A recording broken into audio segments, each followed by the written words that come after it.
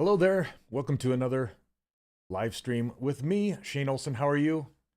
Today we're going to be sculpting this orc by Character Cube. This is the same orc that I sculpted this weekend at the Lightbox expo. I thought I would do a rerun of it live for those of you who didn't make it to the Lightbox expo. So, yeah, it was a lot of fun, and I just wanted to do it again because I had a lot of fun. So, welcome, welcome. All right, let's get this going.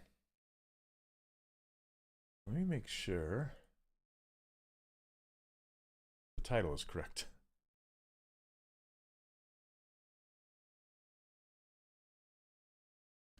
All right. Hello, hello. How are you guys doing? Okay.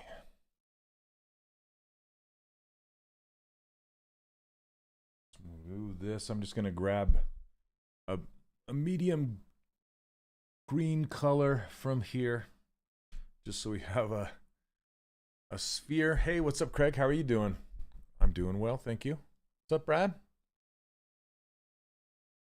All right. Yeah, does it look good? The title's correct. Okay. Let's see. Make sure we got some mirroring happening. Hey, Laura, how are you? Welcome, welcome. All right. So I had a lot of fun at the Lightbox Expo this weekend. It was a blast, an absolute blast. Met a lot of old friends, gained some new friends. It was probably the biggest expo for art that I've been to be honest.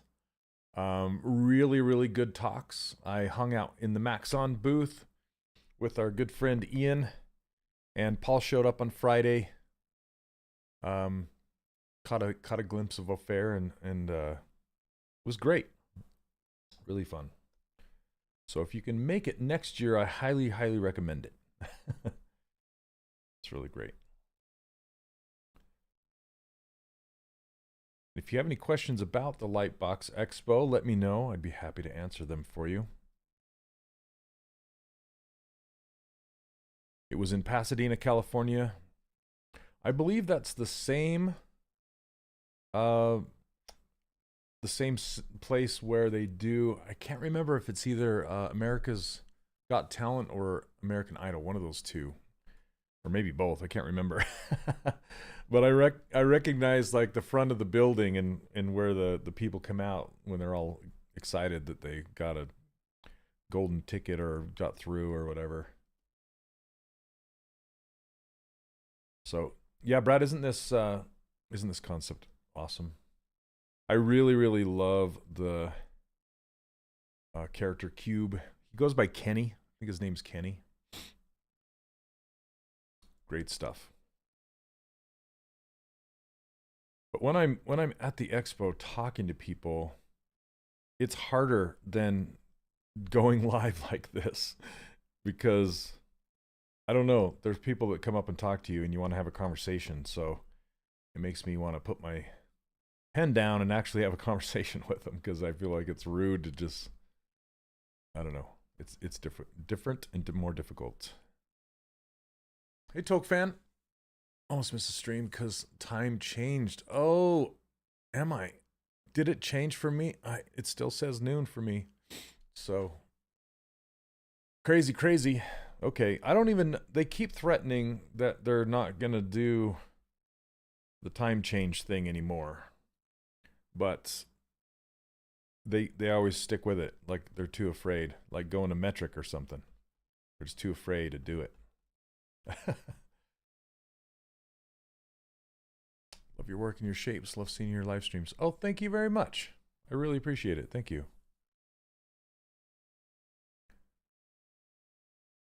November 5th. Thank you, Mark. I appreciate it. Oh, I'm time blind, so I don't know when things are. I don't pay attention as much as I should.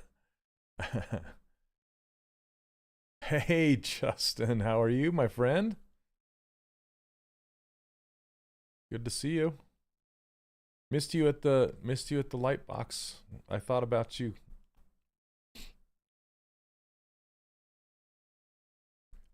Are you settled? Are you settled back in?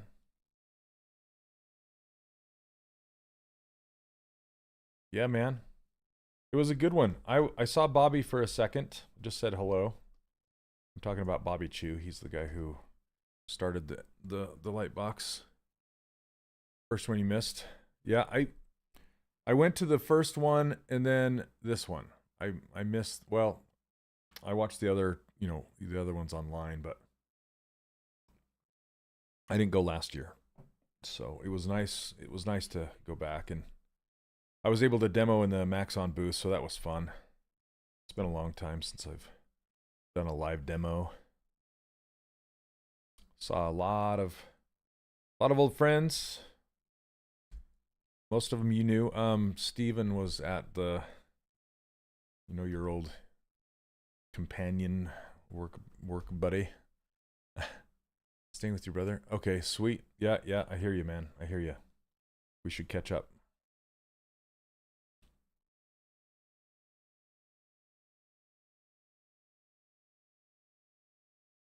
Well, I saw both Stevens there. Like, which Steven? Steven Anderson. Can't remember the name of the last name of your Steven. That's where I met him, was at your place.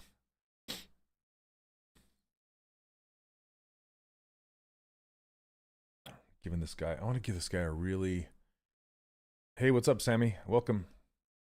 Kind of a really skinny, like a skinny neck. Yeah, Teeps. There you go. There you go. I always forget his last name, even though it's a fun one to say.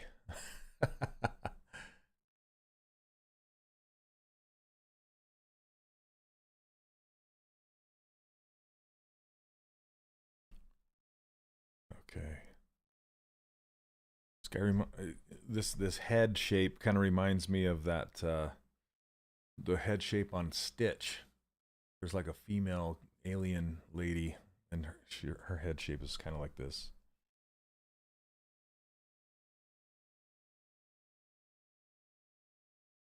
Okay, let's see. Let's get those ears in there because those are really prominent. I kind of went with the nose when I like I said, I sculpted this exact same guy at Lightbox, and there weren't a terrible amount of people that watched me, so I thought I'd do it again here, a repeat presentation.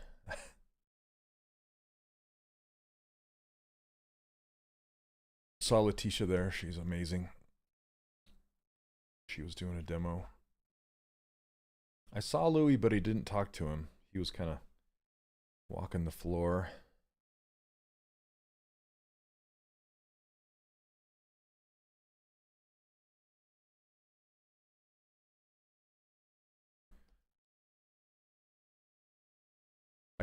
I went down last minute, like 3 days before it started. I'm just like, I should probably go. And it just all came together. Luckily. Okay, I want to do... Oh, I have dynamic on. Okay. There we go. You know, and the reason I went down there was to talk to recruiters, to try and get my students some work.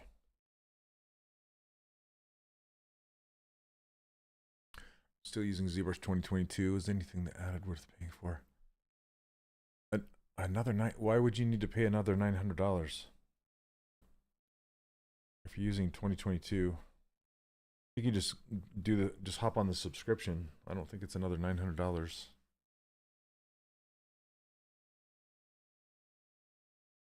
Yeah, there's some really cool upgrades and stuff they have going. Let's see. No, not the perpetual license. I can't remember. I don't work for Maxon. I'm just a volunteer here, so yeah, I'm not crazy familiar with the pricing as it stands right now, because I usually use the educational version with my students.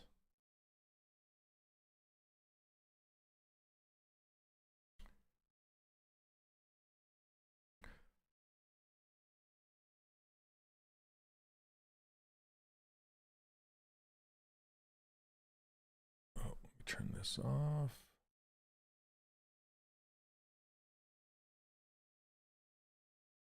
Looks like big giant earrings.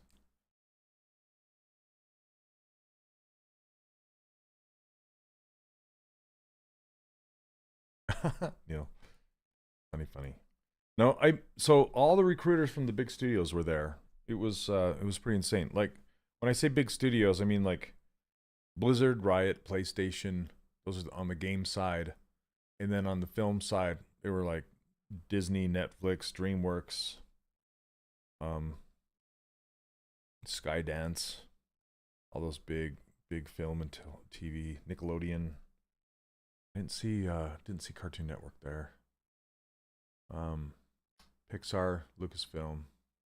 Yeah, there were lots and lots and lots. I'm sure I'm missing some. And the new card game by Disney called Lorcana. It's basically like it's like Magic the Gathering with Disney. I haven't really looked into it that much as I'm a decent fan of Disney and I love Magic the Gathering. Not as much as Justin, but I like it a lot. Justin, what do you think, if you're still around, what do you think of that new? Have you looked into it, Lorcana, at all? I just know a lot of my buddies that are artists have done a bunch of the cards. Like my friend Mel Milton, who I hung out with a lot at the show. Mel was there. Love that guy. And he did a couple of the cards, I believe. And Sam Nelson was there. Marvel Snap, what is that? I don't think I've heard of Marvel Snap. Tell me about it. If you like it, it must be good. Great card game. Okay. I'm gonna write that down. All digital. Oh, like Hearthstone-ish? Like that kind of digital?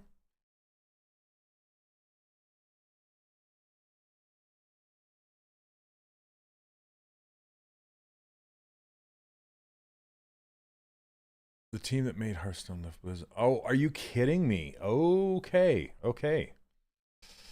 Now you have my attention. All right.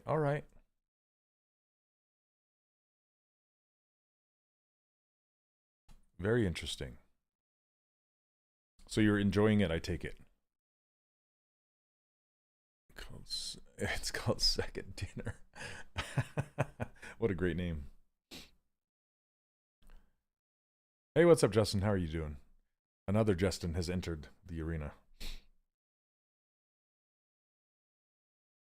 We'll have to check it out. Are they still in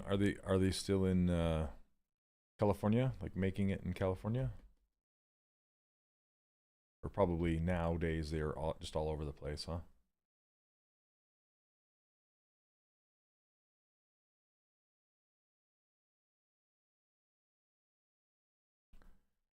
It's remote as well. Cool. Dude, you should get hooked up with them. Make some art for them. Sorry. We should talk after, man. Get caught up.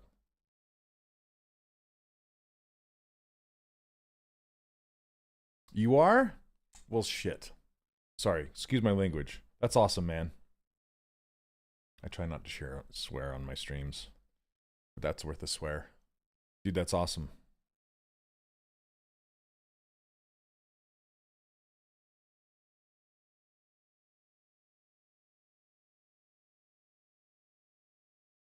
Super cool. I'm excited. I'm gonna have to go check it out for reals now.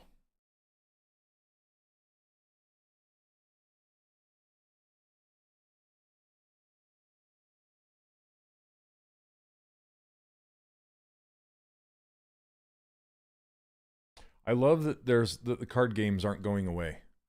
You can play on mobile and PC. Oh, I love it. I spend more time on my iPad these days than I do sitting at my desk. So that's great.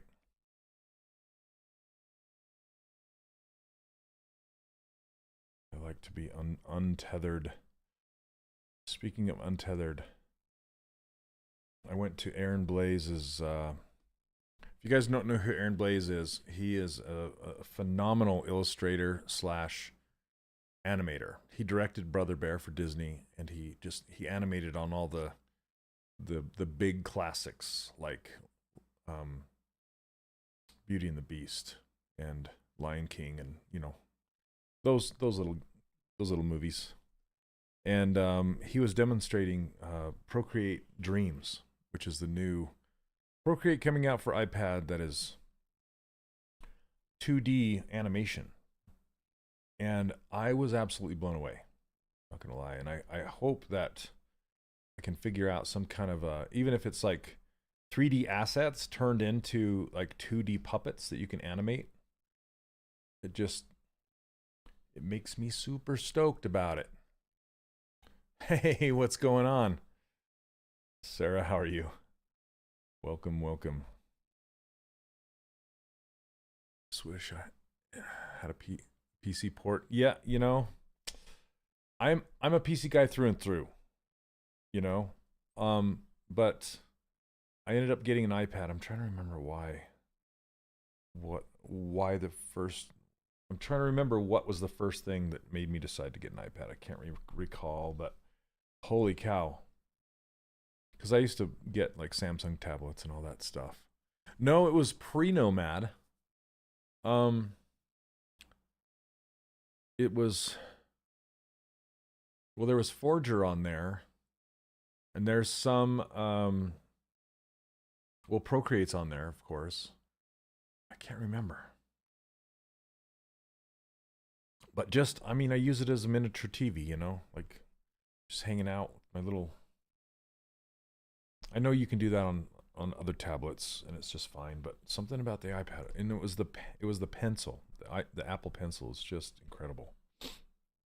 Not the new one they're coming out with, where they took away the thing that makes it cool, which is the pressure sensitivity. They're just like, it's like taking a car and pulling the engine out, and then they're like, well, it's cheaper now, you know. Buy the new car, buy the new Jeep without an engine. You can push it now.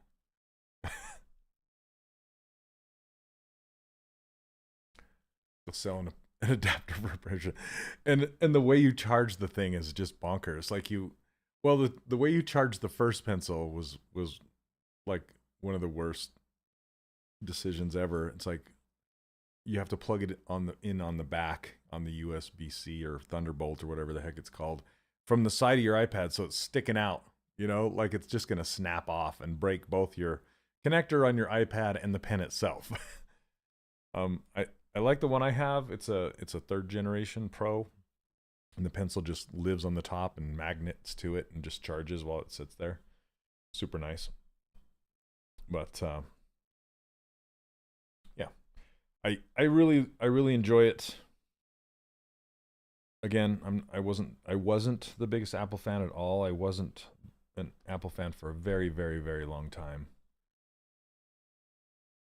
I'm still not the biggest fan of their closed architecture, but I understand why they do it. I just wish they weren't such greedy buggers with their pricing and all that, you know? It's just really a turn off. Like the laptop. Why do they have a laptop anymore when an iPad is so good, you know? There's no reason for a laptop in their lineup to me. Hey Sphinx, how are you? Welcome. And their laptop does not have touch, you know? What's up with that? Yeah, I think they were kind of forced to, right? Isn't that the thing? Like I can't remember if it was Europe that forced them to do that, or I can't recall. But they're just like, all right, Apple, get on board with this. We're tired of these weird connections just to go. Yeah, government. I had to read that for a minute. Hey, Jazzy, did I didn't do this one again, did I do this? I didn't do this on the stream, did I? If I did, I'm completely embarrassed.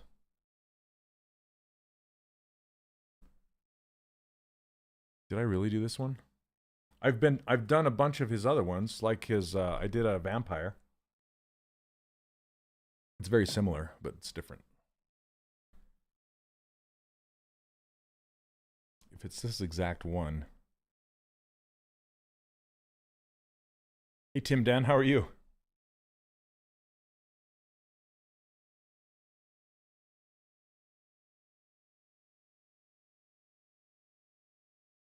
Yeah, I did. So he has a very similar style. Well, you know, he draws his designs very similarly. Like the other vampire had an open mouth like this as well. But this one, I really like the cheekbones and stuff on it. It's really cool. That's how that's designed. Actually trying to dive back into your 3D character workshop. Oh, nice. Very nice. You know, I'm kind of changing things up a bit. Well, I've already been testing it for the last year. Has it been a year, Jazzy? Jazzy's one of the guinea pigs of it. But I'm doing a mentorship. Currently, it's called the Acceleration Program. I don't know if it's going to keep being called that. That's honestly the reason I went to Lightbox, is to meet up with recruiters, because it's a mentorship. It's a year-long mentorship where we do coaching calls every single week. And I try to get you aligned and look at your portfolio and make sure you're doing what you should be doing in order to get work. Just really get focused.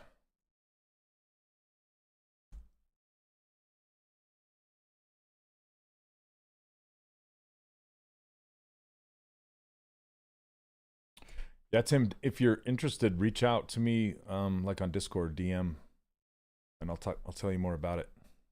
That goes for anyone, if anybody's interested. I'm looking for people that are right on the brink of breaking into the industry, that need help, like crystallizing your portfolio and really focusing on down to what you need to show in order to get work in the industry. So that's the goal of this thing. It's not just character reviews. I do some character reviews, but most of all, it's let's take a look at your portfolio, the way you're presenting yourself and your characters and your art. Okay, let's split this off.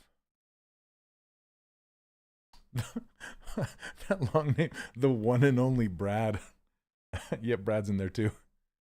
Hey, Shady, just you gotta reach out to me, and I'll talk to you about it, because the price could change, and I don't want to talk about it on here in case it does change, and people go like, "Well, you said it was this," but I'll tell you this: it's more expensive than my course by quite a bit, because it's weekly one-on-one, or not one-on-one. It's weekly group coaching. Yeah, there's a lot of my students that are doing it. Oops. Sure. What did I just do?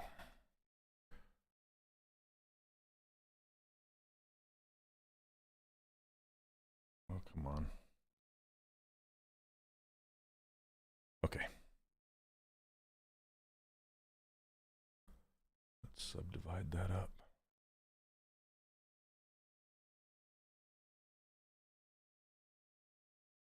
Whoops.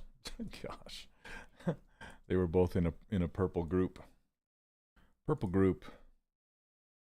I just want to get rid of these guys because I put them in a different subtool.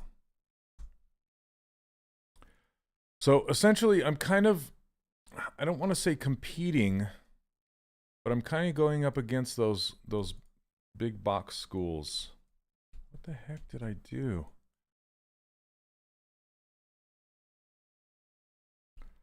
Like the art institutes of the world. They kind of take advantage of students, you know? And don't, you know, just all people end up with are giant student loans with no real skill to show to get work, but they're close, you know, close enough, but not quite there. That's kind of where I'd like to come in and help people out. I did take my trip around the world in 30 days. I didn't go around the world, but yes, I did. I just got back.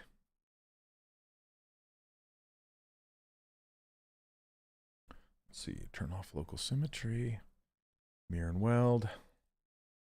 Let's get rid of these. I went to the Lightbox expo in Pasadena, California over the weekend. And like I was saying, I met with a whole bunch of recruiters.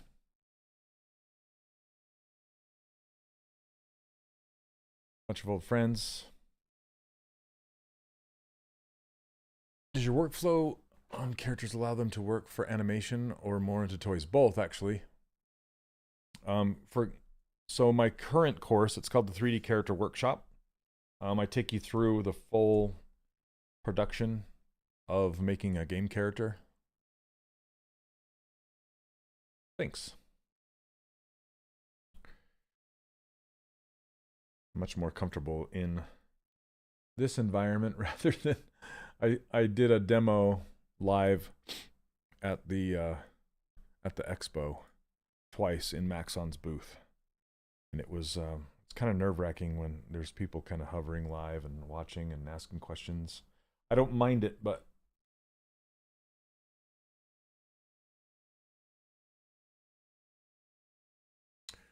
do I have a link for my course? Yeah, Neil just put it there.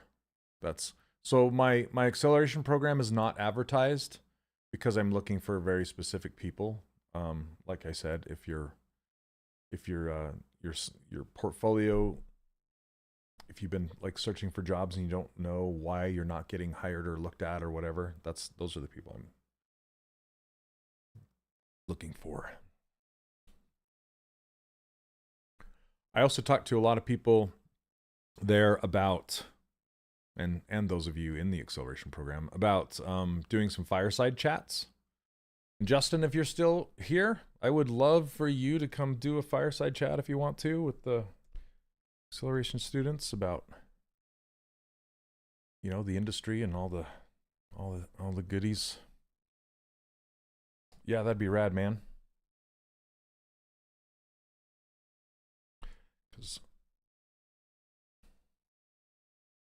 Okay, we're gonna pull in his mouth.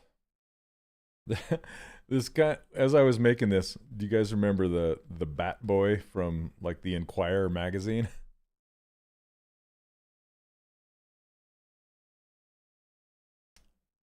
Do you have more info on the acceleration program? If you reach out to me, I'll tell you about it. Just Neil posted my email. For those of you on YouTube, we can't post links over there. So it's just if you go to 3dcharacterworkshop.com, you can click on the contact and that will send me an email. Or if you remember, it's shane.olson@3dcharacterworkshop.com. I can tell you more about it. Yeah, the recruiters, as I was telling them about it, they're really jazzed. Because basically how I'm wanting it to work is when they get a project and they need stylized character artists, they can just reach out to me and I can recommend people. Because I know them and I know their work and I know their skill levels and things like that. I've already done it a lot. I've gotten a lot of people work in the industry like at Funko and Blizzard and places like that.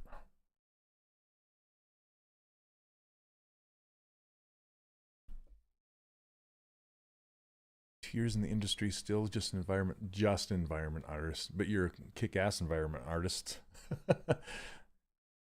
Yeah, yep. You'll be there in no time.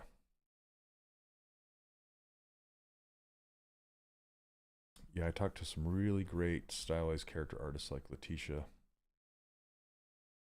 and they're all excited about doing some fireside chats. I like to call them fireside chats because rather than pro interviews like I used to do, because I kind of want to talk to them about portfolios and, you know, maybe thinking about different avenues of the business that you might not have thought about.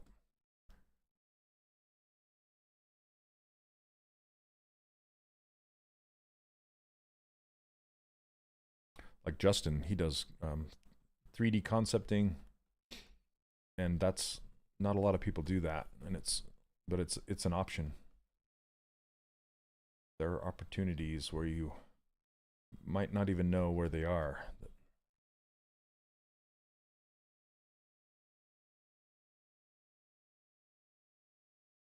All right, let's get his mouth shape better. Like how wide it is down here. Anyway, if you guys remember Bat Boy from the Inquirer, do you guys ever wonder if I can find an image of that so you can see what I'm talking about?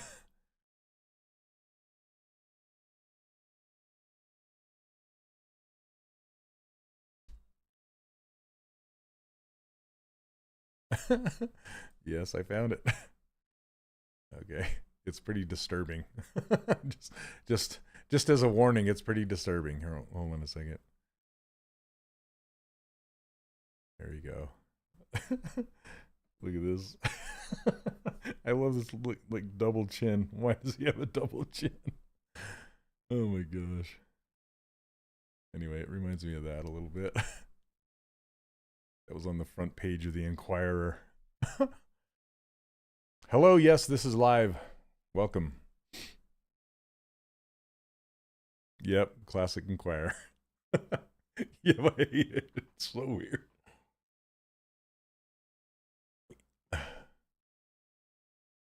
No, I think that was like early days of Photoshop when people are just like, we could pass this off as real. Bring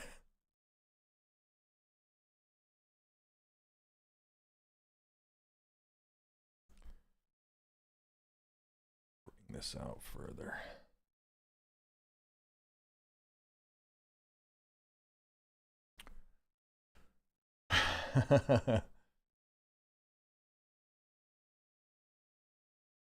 Dude, did you guys see? I don't know how to pronounce his last name. Nate Bargatze, I think is his name. The comedian. He did his dialogue for the latest Saturday Night Live was so funny. If you haven't seen it, I recommend it. He's one of my favorite comedians. He's so funny because he's so like deadpan, just like. I guess we're doing that now. It's so good.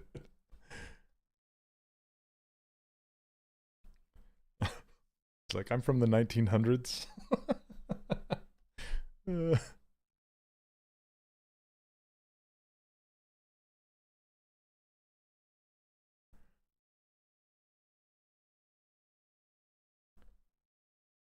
Guy cracks me up.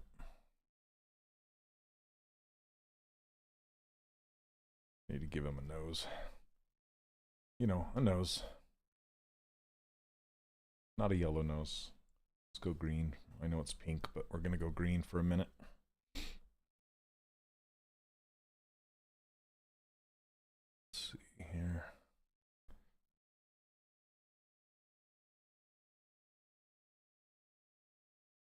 It's quite the pointy nose.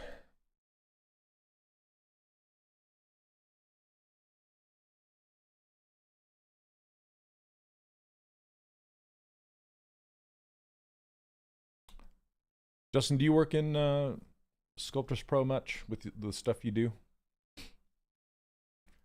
I just absolutely love it, and I just wonder if you use it in your workflow much. I just love not running out of geometry, or not having to like remesh or dynamesh or any of that stuff. Oh man, it's so glorious, man. It's so glorious. And then when you stitch it together using Remesh by Union, it doesn't rebuild your mesh like Dynamesh does. It just stitches it. It's like doing a Boolean operation without any Booleans. It just stitches it. And so the edges are super clean, which is great for like 3D printing and whatnot. But the thing about Sculptris Pro is it's really good at giving you detail where you need it and nothing where you don't. Sorry, Jay Fields is Justin Goby Fields. He's an absolutely incredible artist. You should check out his stuff. And a good friend of mine.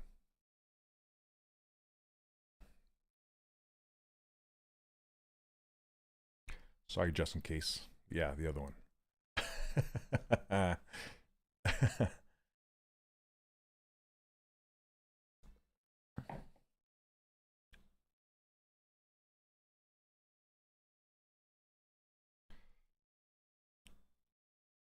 I wouldn't say if it wasn't true. So, okay, so check this out. You can do it in parts and pieces. So you don't have to like do it all at once, or, you know, like say these nostrils. I just wanted to get these nostrils in there. Let me make sure they're the way I want them first before I stitch them in.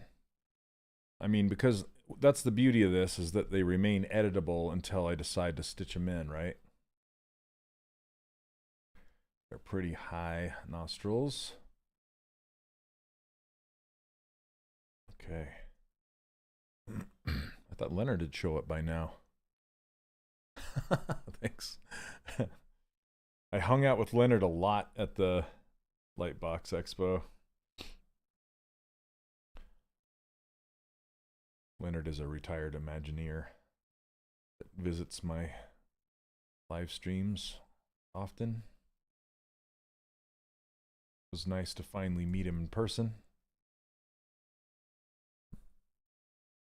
A lot of students came up to me and talked to me for a second. It was great. Okay, so we got some edges on here. Gotta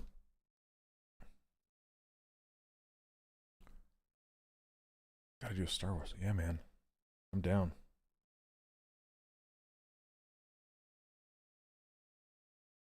Okay. Let's flip this around. I'm going to put some edges on this nose up here too. I'm leaving these masked because I don't want to affect them.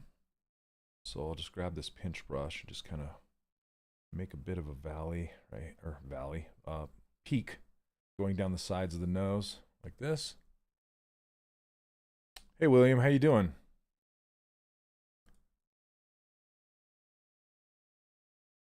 Okay.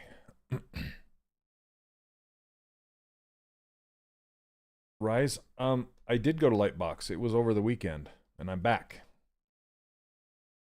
So this is actually the character that I demoed at Lightbox.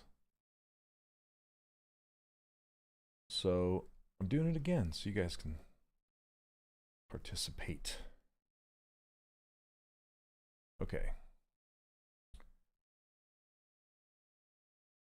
I'll pull these eyebrows back. Okay, but check this out, Justin and everybody else. If you want to, you don't have to stitch everything, and you don't have to split things off into different subtools to do it. So say I just want to stitch these nostrils to this nose. Basically, all I have to do is isolate them, this and this, and mask off the rest. So we're gonna, oh, come on. Okay, so everything is masked except for the nose. And then remesh by union, it works best if the gizmo is centered in the scene. So I temporarily will turn off symmetry and then center the gizmo in the object and then reset it, like reorient it to the world. Turn symmetry back on, although the remesh by union will turn it back off again. Sometimes you can do a mirror and weld just to make sure it's symmetrical if you want. But you can click on this gear and then do this remesh by union right here.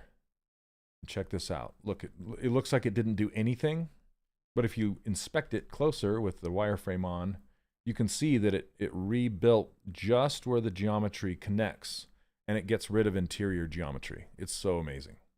So now you just click the gear, hit accept, and now just those two objects are stitched together, and it didn't mess with anything else. So now, if you want to blend, isn't that, yeah, it's so cool, man. It's so cool. So now, so I don't want the hard edge right here. Thank you. Yeah, you got to turn symmetry back on. It does keep the polygroups, indeed. Look at that. So you can Z-remesh it at this point if you wanted to, you know, and it will keep the loops in between the polygroups. It's really sweet. So now I can blend them together like this, you know. So see how I want this to be smooth, but I want to keep the crispy edge back here. It works really, really nice for 3D prints because it'll get rid of the interior geometry and make it watertight, right? Like Dynamesh would, without destroying your mesh, like Dynamesh would. You know, Dynamesh kind of tends to melt your entire mesh. And this does not. This just stitches it and then gets rid of interior geometry, which is exactly what I want. So that's kind of that's been my workflow for a while now. Is that using Sculptris Pro. So honestly, I don't even use Dynamesh anymore. I've just gone away from it. This is the new fresh way to go. And you don't have to use it just for stylized characters. You can use it for whatever. Yeah. Yep. Everything to fix that aspect of Dynamesh. No, I don't, honestly, just because of the way Dynamesh works. Dynamesh basically will stick your object into a virtual, like hidden cube that is the dimensions of your selected points, like say 2048 or something like that. It'll be 2048 squares down, like voxels, right? If you know what voxels are, like 3D pixels. It'll put that object in a box that is full of 2048 by 2048 by 2048 voxels. And then it will reevaluate the mesh, rebuild it, and then it kind of melts it a little bit. And so you always have to project the old one onto the new Dynameshed one if you want to keep any sense of any of the details. But if you do the remesh by union, then it keeps it all and it doesn't destroy anything. It just stitches. Yeah, man.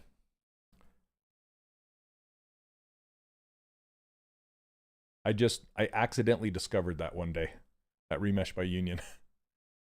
Does poly count matter for 3D print? It does, but only in the matter of you just want to decimate it as low as it can while it still retains the details, because your 3D printer software is going to evaluate every single layer that it has to print, and the larger the file, the slower your print's going to be. So you want to really optimize that and decimate it down. Oh, goodness. Give me this.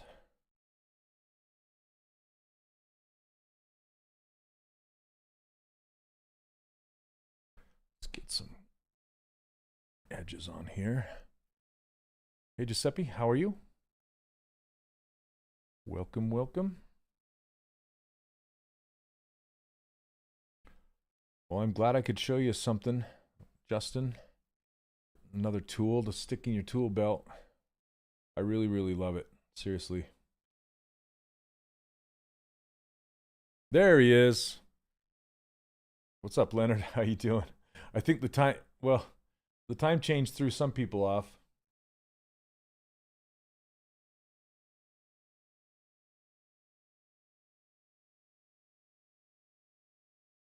Yeah, like I said, I hung out with Leonard at the Lightbox expo. That was good times.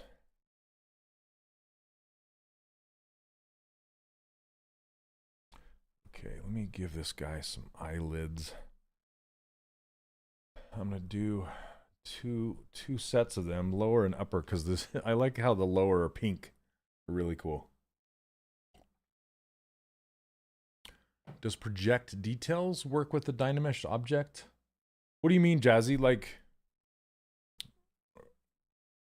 project details? What, in what context are you, like, what button are you talking about?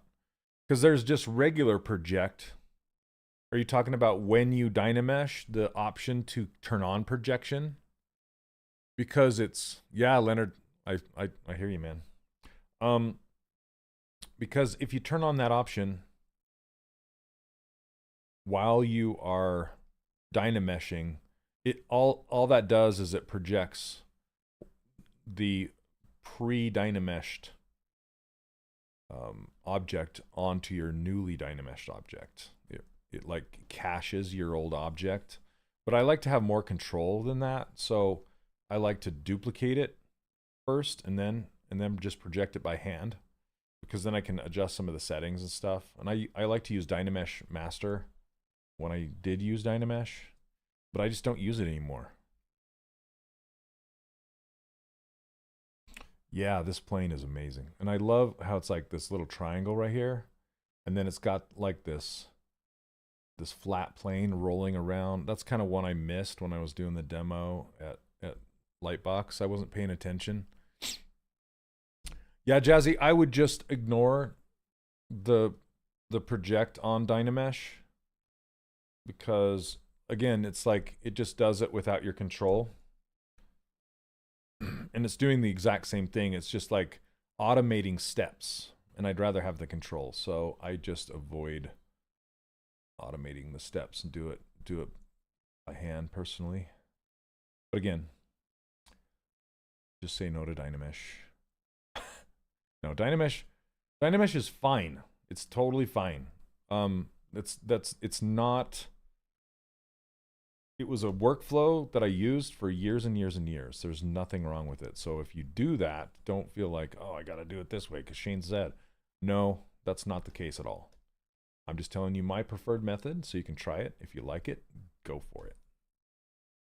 There's so many different ways to do things inside of ZBrush that there's no wrong way.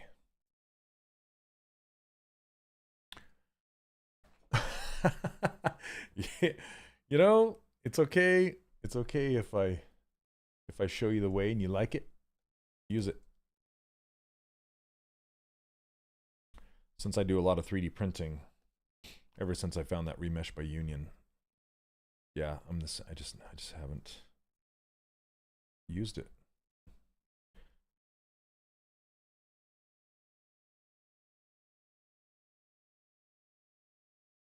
Kind of a little too bulbous for my taste. Eyebrow bulbous.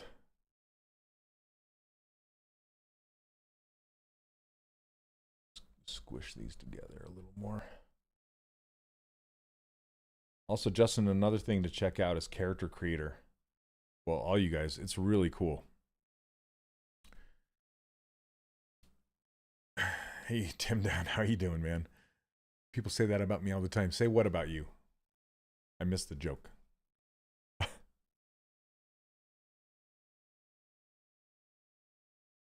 Okay, I said I'd do eyelids and then I get distracted and I just go off. I go off script. Hey, Onyx. No, well, no. I gotta pay the bills, so I gotta let people know about the acceleration program, you know. Hopefully get some people interested.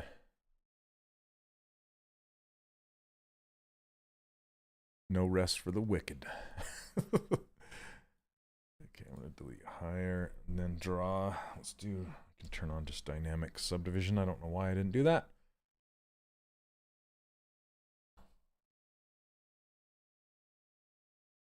I have to give a huge shout out to Onyx. She carted my butt around from the airport to the show. So I appreciate that a lot.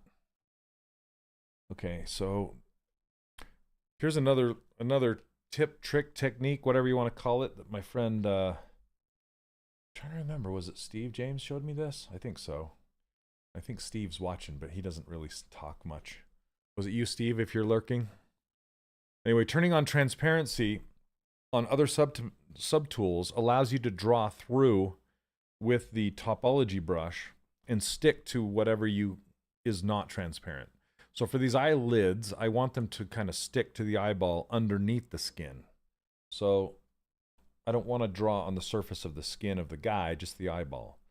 Kind of like how eyelids work, you know? So basically I'll go around like this. Well, let's really think about this. Go up and over, back down like this. And then, so back here on the inside, like this. See how it's sticking to the eyeball and not the head? Yeah. Isn't that cool? And then you can just kind of go like this and like this. Let's do 2 lines right here, 2 here. We're good to go. And then we can just give it thickness, or I can do dynamic thickness, either way, but we're just going to give it some thickness like that. Check it out. We got some eyelids in there. Not quite the eyelid shapes we want, but it's a good start, I think. You know, I think I'm going to undo that and show you draw size 1. If you go draw size 1 and click on it, it basically makes a single-sided mesh. Then I'm going to go split unmasked points to put it into a new subtool right here. So it looks like this. It's just a single-sided edge. Yeah, totally Green Goblin vibes. So now we can turn on dynamic and then add some thickness here instead. That's pretty thick. Maybe, come on. Fine tuning. Okay, sure, that works. Okay. And then it does go rounded edges because it's adding subdivisions to it. But if they're buried in the head, I don't really care that much.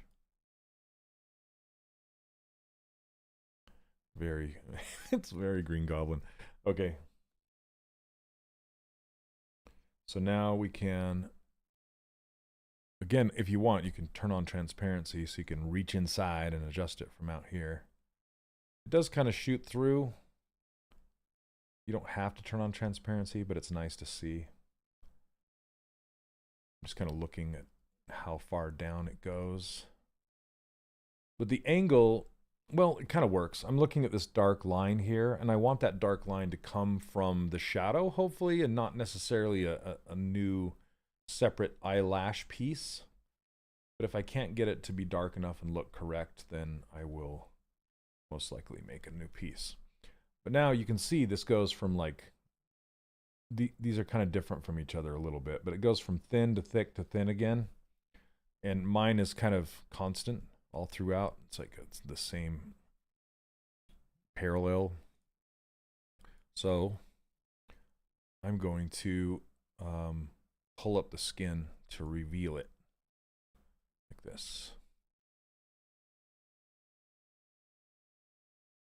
To go from thin to thick to thin again. Thin again, begin again. Make this go back further. He looks so angry. My guy looks angrier than this guy. I think because his brows are not that low or something. Okay, now I'm feeling like his eyes are too big. Select it. Okay. What's nice about using dynamic thickness is what I'm really using, or what I'm really editing as a single-sided surface. So if I turn it off by hitting Shift D, this is what I'm really editing. Just this. Here, I'll turn on doubles so you can see it. But when I turn on dynamic thickness, this is what that's the result of it having thickness. So you don't want to hand it off to like the next department down, like the rigging department. You don't want to hand it to them in this state because they'll be angry with you. Ask George Crudo. He's like, he's another modeler. He's like, don't hand me models that are just full of dynamic thickness. Apply that. Anyway, so don't forget it with your models. Let's see, I gotta put those eyebrows on there. Get this head to swoop down like that and pull these cheeks out a little bit more. Okay, and I gotta get him some teeth. Michael, when transferring your high poly model into Maya for retopology, should I decimate it to manageable poly count? Or can I leave it as is? That depends on how high your polys are in your high res. Maya can't handle too many, but it can handle more than it used to.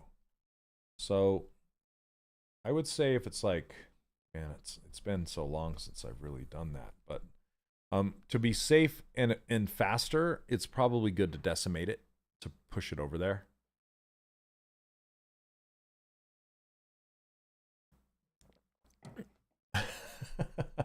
Yeah, it actually looks like the actor that plays Green Goblin in the, excuse me, in the movies.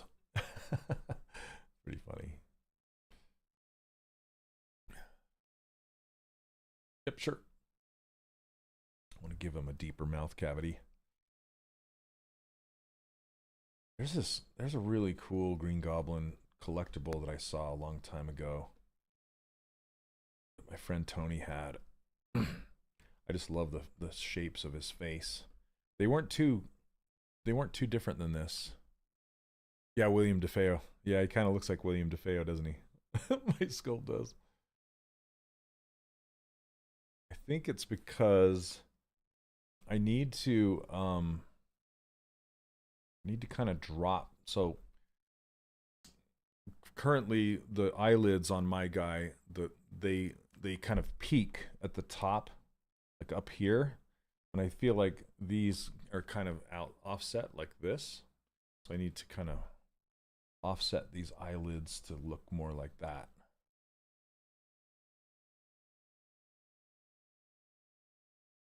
I don't want to say make him look dopier, but kind of. And maybe not make these eyelids go down as far so he doesn't look as angry.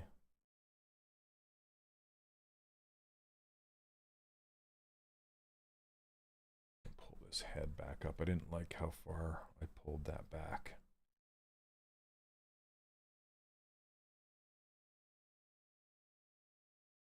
You can change so much just by changing very little. Did you ever see the Studio Audi Green Goblin prototype? They went creature instead of metal mask. I have not. I'll have to check that out.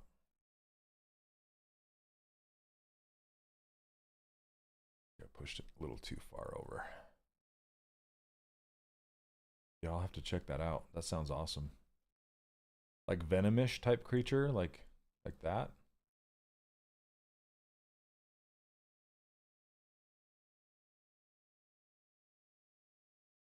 Man, he feels like, okay.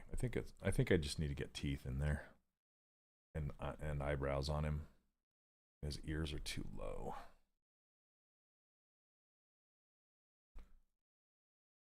All the things. Because I think his head is back. Maybe if I rock everything back, maybe that'll help.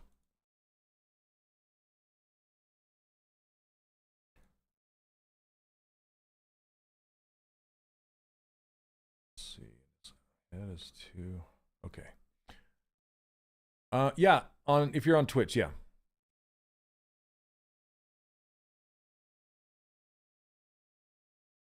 Okay.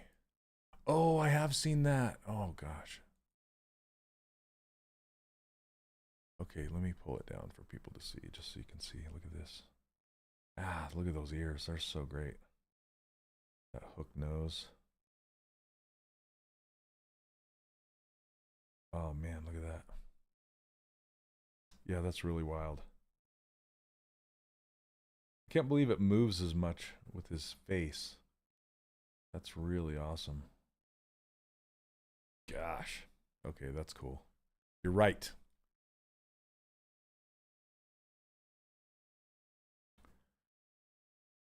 Tim, did you just send me an image? Oh, cool. Okay. I don't think Tim's watching. He's sending me links from somewhere else.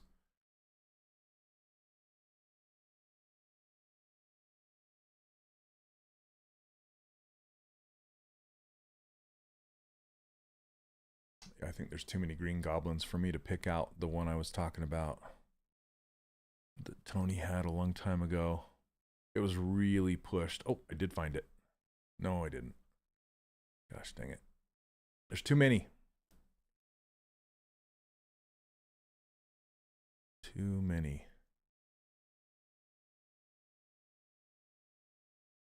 Yeah, I'll have to look it up and find it. Is it this one? No. It's very similar to.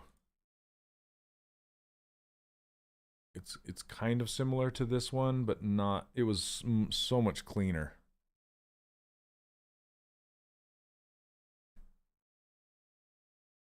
But very similar pose. Maybe this one? It's kind of like this one. No, I don't. No, it wasn't that one. I'll have to find it. There's too many. Too many. All right. Back to it. Right, Sarah. I hear you, man. I hear you. I hear you.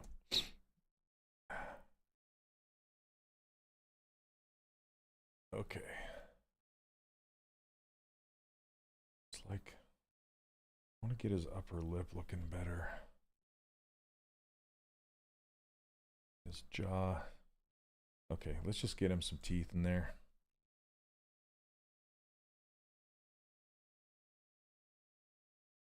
Gums first. Zach, I'm not sure what that was. You know what that was from, Justin? Like that test footage of the Green Goblin?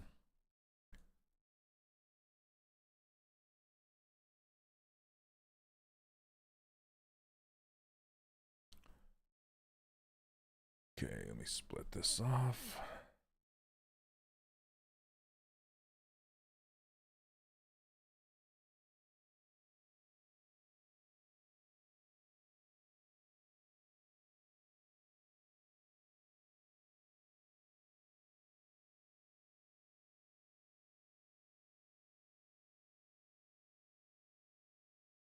Okay, so the reason I like Sculptris Pro so much, see this thing?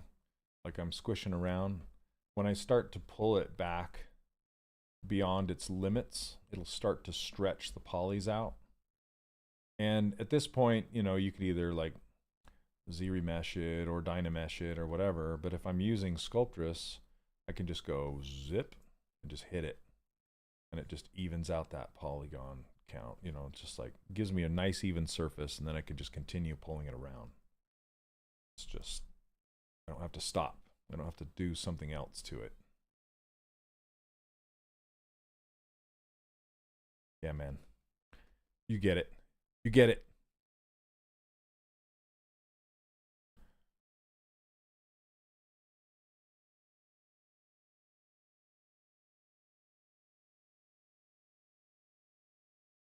And I don't, it does have facets. I just don't care, you know, until later on. Hey, what's up, Nahanda? How you doing?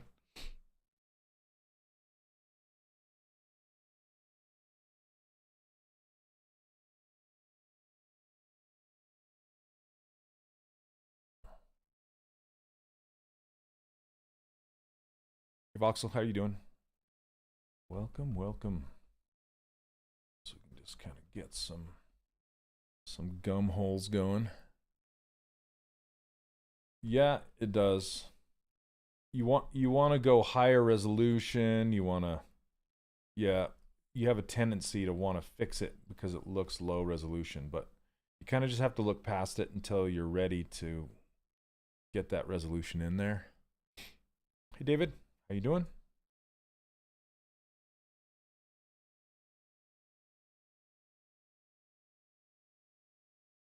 Okay. Let's fill this object.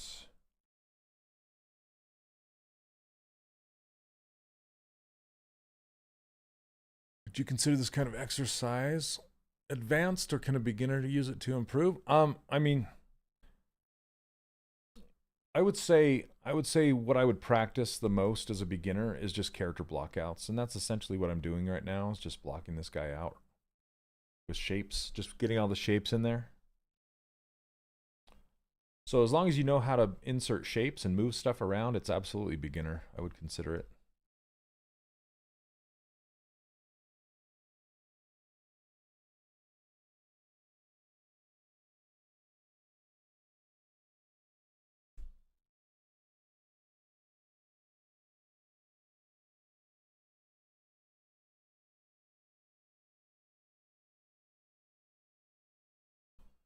Okay, I will turn off symmetry and move these around in a minute, but I kind of want to duplicate them and put them across the bottom a little bit. Let's save this off.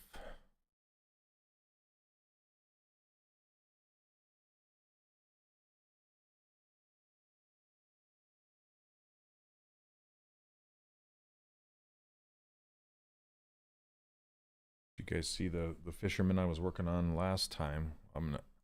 Reminds me, I'm not quite done with him. I need to do the fish, but this is what he kind of turned out to look like. Oh, why does he have yellow arms? Here, hold on a second. There we go. Let's fill those. Anyway, I really want to push this guy over to Character Creator and see if I can animate him. He's really fun. I love the shapes, and yeah, he's another Character Cube character. So I've been kind of on a Character Cube stint lately, modeling a bunch of his things because they're really good. Love his shape language, shape designs. I'm gonna do some kind of spooky theme sculpt. Nice. See how much you get done in the time and how badly overestimating my abilities. Yeah, what time we got? It's been an hour? Okay. Doing all right. Oops. Let's go turn off symmetry for a second, and then I'm going to duplicate this. And then with symmetry turned off, you can rotate it while holding shift, and it'll kind of just snap around like that.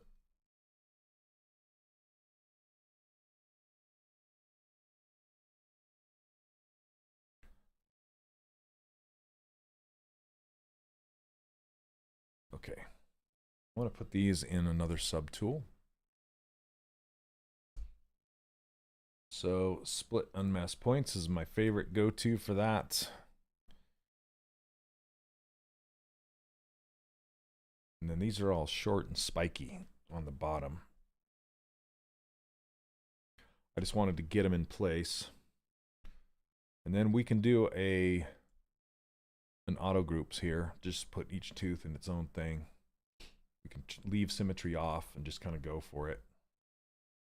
Let's push these down to start with. Let's mask off the gums so we're not messing with those. And I can turn on topological so I don't mess with the other teeth, and just kind of scrunch them down. And I can turn on AccuCurve to make them pointy.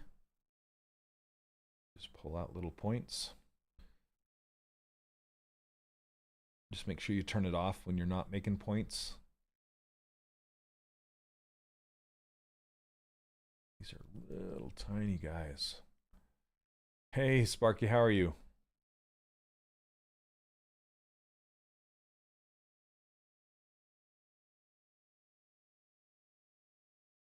AccuCurve. Spike them up. Let's see.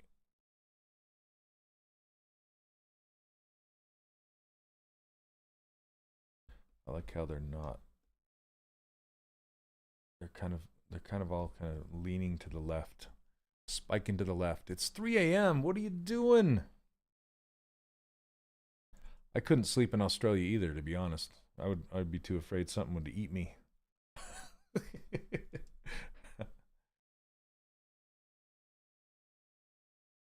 I can just hit these with Sculptris. Now, just in a secret to Sculptris, and I just found out that it's not turned on, but what I like is turning off, going into stroke, going into Sculptris Pro, turn off adaptive size.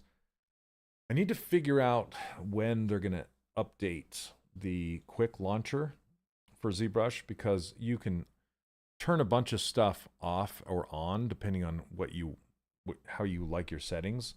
There's a lot of stuff you can save in the project file. So I have that ruler project file, right? I save a lot of stuff in here, a lot of presets, a lot of like slider adjustments, and it will save all those in your project. So the only time I use a project is as kind of a startup file, just to get all my settings the way I like them. And then I will use a plugin called, I think, what was it called, Neil? I have a YouTube video on it, but they haven't updated it for 2023 yet, so it doesn't, unless I don't know about it. But I really miss it. I love that thing. Where's AccuCurve? It is in Brush, Curve, AccuCurve. So I just put it out on my user interface. All it does is changes the profile of the brush, and it can be any brush. So what I mean by that is, like, here's, here's the, just an ear, and if I wanted to move, like say the tip of this ear, I wanted it sharper, right? So regular move without AccuCurve, if I want to try and pull that up, it's just going to be goopy and round, right? So if I turn on AccuCurve, it just changes it to a sharp profile. And so now if I drag it, look at that, sharp. That's all AccuCurve does. Just changes the profile. Being upside down too makes sleep difficult. And your toilet water go in the opposite direction. It's like, what is this? Where am I? Alternate dimension.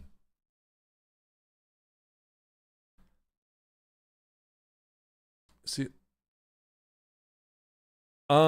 Mark Steven, it's not actually. I need to pull that. I need to pull the one-on-one coaching just so people don't get confused. I apologize for that. It's something different. Please reach out to me and I'll tell you all about it if you want to know about it. The best way is to, if you're one of my students of the 3D Character Workshop, just message me on Discord. That's the best way. If you're not a student yet, just send me an email through the contact,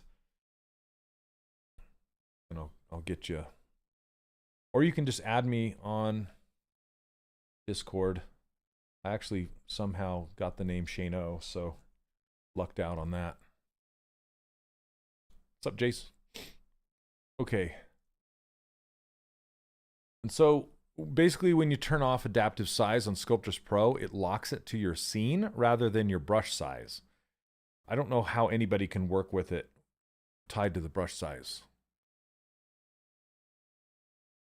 So right now it's like this dense, right? So if you turn down the density right here, now it's about the density that I want it to be. I can kind of fix all these little, yeah. Yeah, Tessa, we missed you at Lightbox. Hopefully next year you can make the trip. That'd be awesome. It's a long trip, I know. I say that and I just flew 2 hours to get there.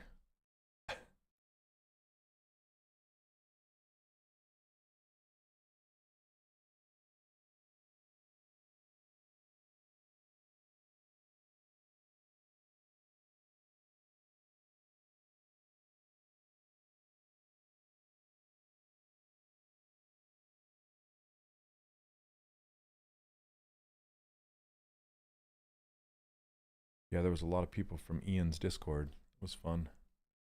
You're going to go to the summit next year. Nice.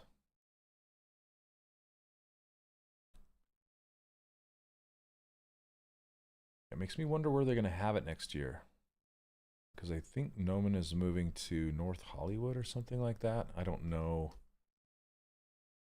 I don't know if Maxon or /ZBrush is going to follow them over there or not, or they're going to get a new place. I don't know. We'll see.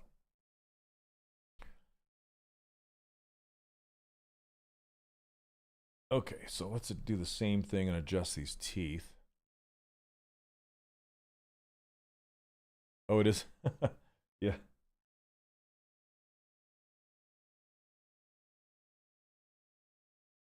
I know. East Coasters. Just this. Okay.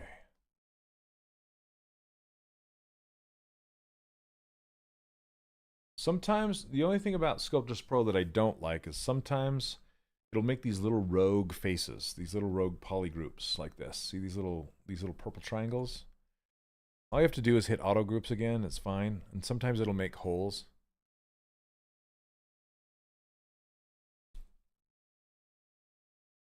Yeah, Midwest is, yeah. Sparky is from Australia, so I don't think any of us have a right to complain except for her.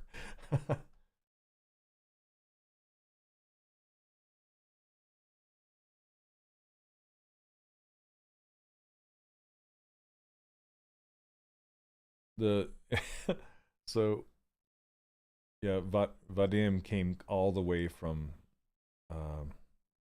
India when he was there. It's like, oh my gosh. Bien Vishar. I don't know why I said Vadim. Bien Vishar. It was great to see him again.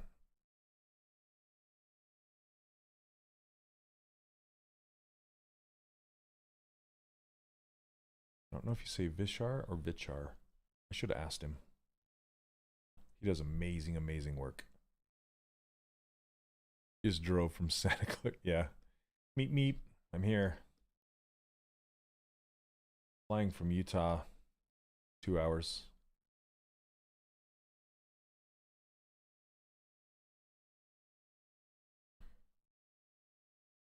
Justin, where did you end up? You in Texas? I can't remember.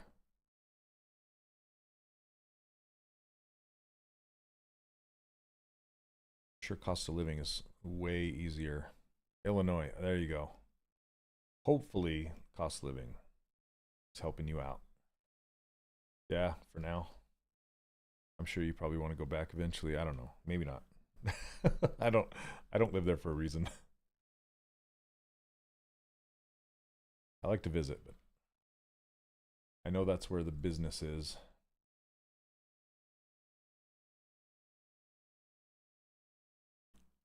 You have a startup master working in, oh, you do now, do you? Okay. Yeah, so the thing I was talking about is called Startup Master. It's a plugin where you have a bunch of settings. I think I have it. Oh, I don't have it here. I haven't installed it on this one because it doesn't work. Yeah, man. I don't. It's like you have to live like 10 families to a house in order to afford it.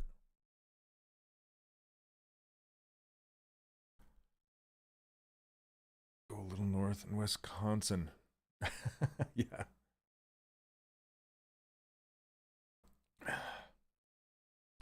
think I've ever been to Wisconsin. I have family in Wisconsin. I want to say my great aunt, my grandma's sister lives there. The Sea of Cheese.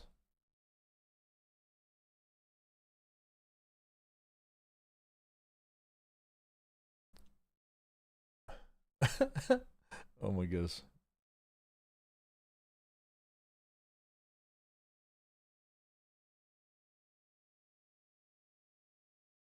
Yeah, it's just normal for you, Leonard, right? It's like, what do you mean? This is it. This is how it is. Just learn to pay that much. Or you get like willed some kind of house from your grandparents or parents or whatever. I saw this meme the other day of these older people like dancing, and it said like boomers selling their homes for 2 million when they bought it for like 3 raspberries or something like that. It's so true.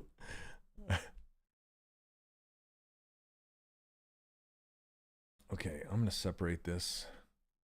Bought my house for the boom. Yeah. Okay, split. So my grandparents lived in Orange County, kind of by Anaheim.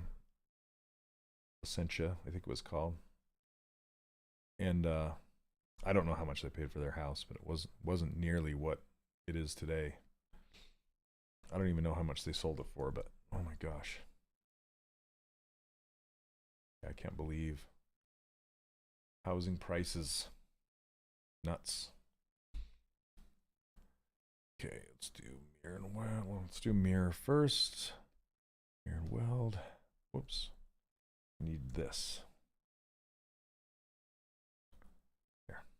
I think if you don't have anything on this other side, it will mirror from right to left. There's some long rule in California too, as long as you own it, your taxes don't increase or something. I don't know. I can work for 4 months here and have a down payment on it. That's nuts. That is nuts. And true. Because the house I'm in right now, people were saying that, you know, they were telling me how much the rent is, like $3,000 a month or something like that in California. And that's like my mortgage. I think the house I'm in right now would easily be like 4 or 5 million in California.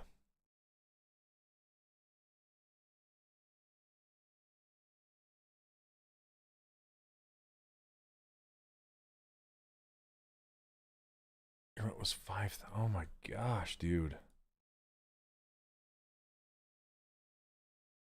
Man. And then you had a studio, right? What was your studio rent? I don't want to ask. Sorry. Too personal. You can give up that information if you so choose. The strike. Yeah, and other things, I know. I've been thinking about you a lot, buddy.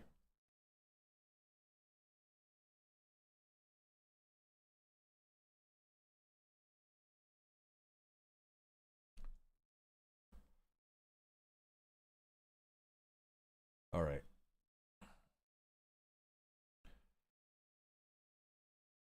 Yep, hopefully it's just new chapter you can actually afford to live without stressing so much about it.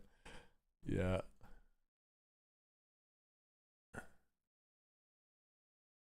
Yeah, man.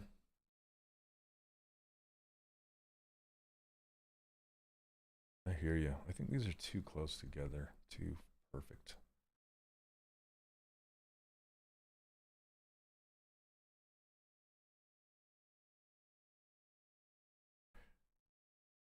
Yeah, that's just a ticking time bomb, man.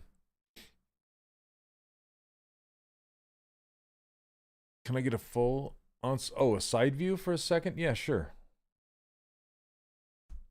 Like this? How are you getting that hyper smooth surface on the skin? I use the clay buildup. Yeah, I never use clay buildup. And struggle to get my surface that smooth. Yeah, well. So yeah, I don't use clay buildup. I use Sculptris Pro for the most part. And here's what the surface looks like right now. It's a mess. It's totally a mess. It's just, little tiny triangles everywhere. No, I got to clarify. Again, I'm going to turn on perspective really quick so you can kind of see what it's really looking like, so it's not so flat. I need to throw this out there. Using clay buildup is not the wrong way to go. It's just a different way to go. Okay? It's like it's like the difference between Sculptris Pro and Dynamesh. It's not wrong. It's just that's not what I use. So don't take it as what do they call it?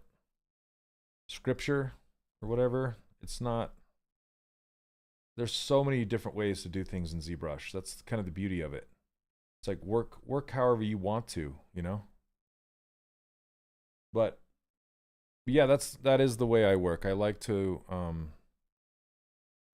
work with Sculptris Pro, and I don't use clay buildup. Let's see, merge down. My method is primitive objects. I like to build up with primitive objects. Okay, so I'm gonna merge this down together. Merge. The reason I like to use primitive objects is just so I can kind of keep my head around where everything is. Hey, Tim Dan. I have. I can't really talk about it too much, but I can say I do not like it as well. But yes, I've spent a decent amount of time in there.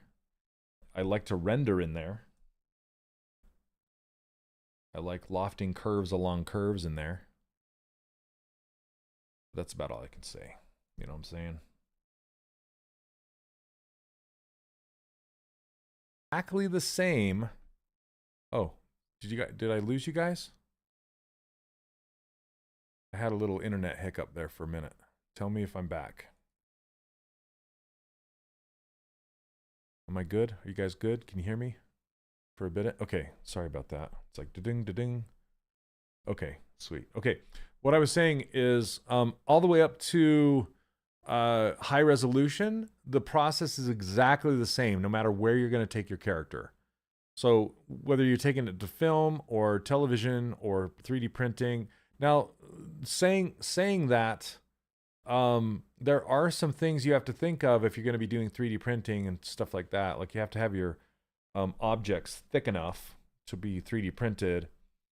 And if you're going to be doing game characters, you're going to eventually have to do some retopology. But yeah, for the most part, it's exactly the same workflow. And that's why you can take high resolution characters and make toys out of them or riggable characters out of them. Doesn't matter. Same. That's kind of the beauty of it, right? Okay. Split this off. You make those cuts on the ears as well? Yes, I will. Yep, they'll definitely have cuts. Just like, I don't know if you guys can see this side. This little mouse right here. He's actually not that small, and he's got cuts out of his ear, like he's been caught by the cat or some, you know, some mouse trap or something. Here, let me grab him 1 second. Ugh.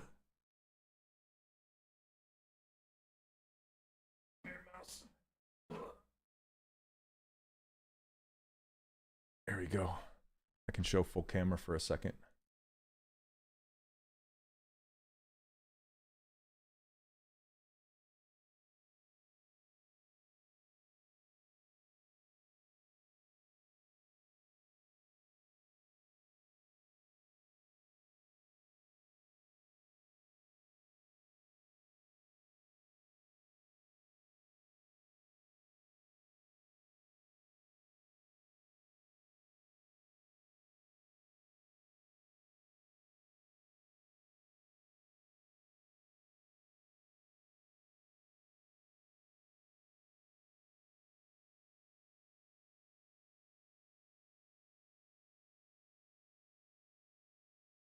You're right, it doesn't have audio. I gotta fix that.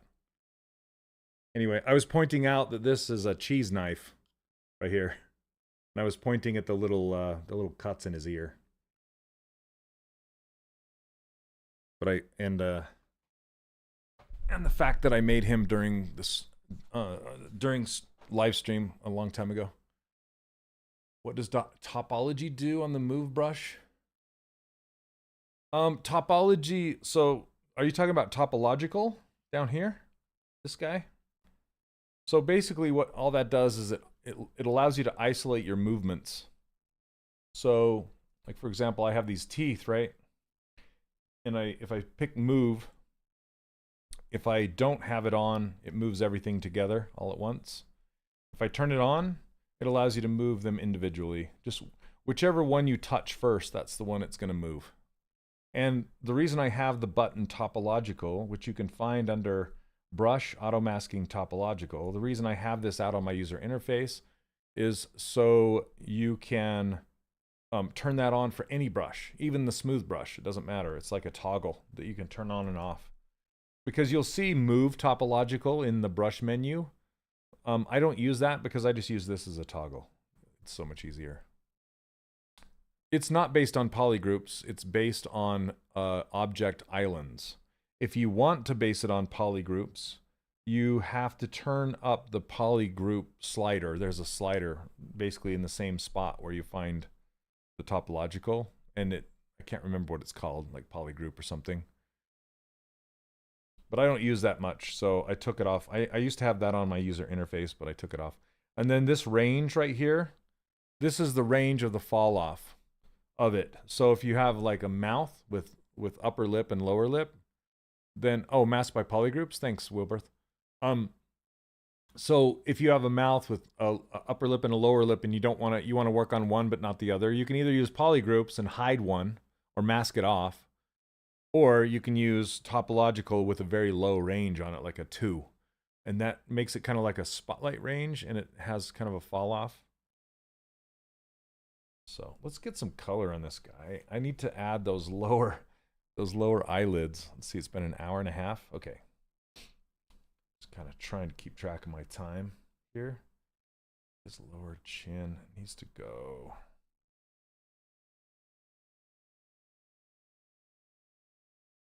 Square it off a little bit more. Justin, what's the name of that Marvel card game again? I gotta write that down.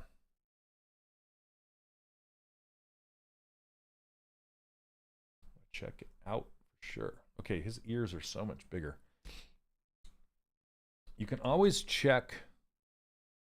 Snap, thanks. Yeah.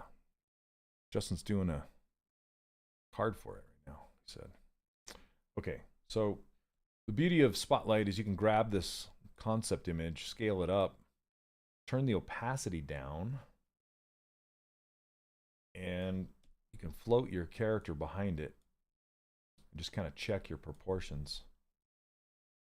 So let's get it up. I think my eyes are too big. Let's see. Maybe my whole head is too wide. Ears are not big enough. His mouth is open more. Okay, I gotta tweak him a lot. All right.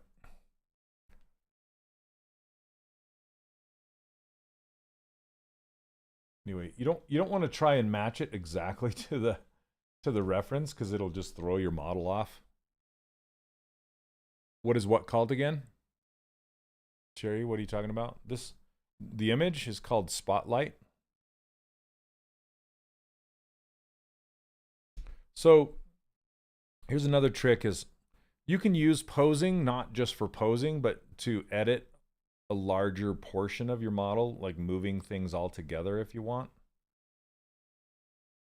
Like I'm gonna pull his whole jaw down, but I want his teeth to come with it. I'm just gonna move his ears out more and make them larger. Maybe higher. I mean, your ears are, they're really supposed to be like up here. And his head is kind of back like this. Like I want them to be like here, but they're low. Just feels weird. See if I can find a happy medium. Yep, except for this time, Cricut, I'm not going to use that technique. I might for the eyes, but not for the whole jaw. Because I want to use a brush and just drag that jaw open. So let me save it.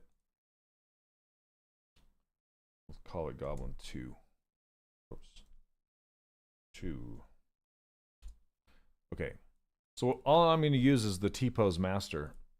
So we're going to go into pose mode. Let's make it not tongue colored. Okay, and then basically we can just mask this whole section off. Let's hide his neck. Maybe not.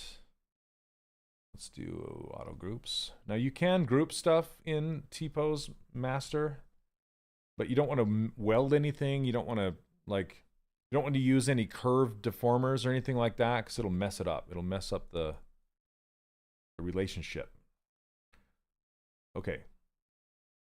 So I want to hide that neck.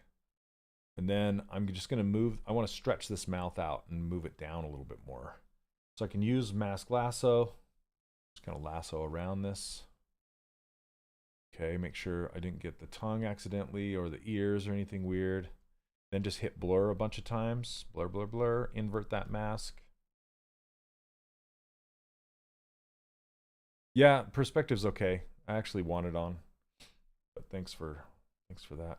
The only time you want to turn perspective off is if you're going to use this Move Infinite brush, like directly from the side, which I might do right now, actually. So let's turn it off. Use that brush and just pull it down, make it bigger. Hey, Caitlin, how are you doing? Welcome, welcome. Okay, blur, blur, blur.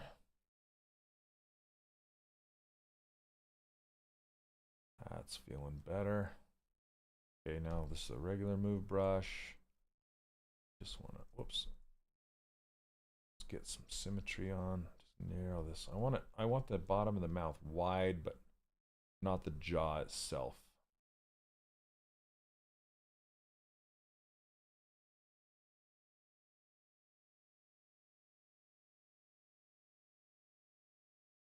Something like that. Just looking for that jawline going up in front of the ear.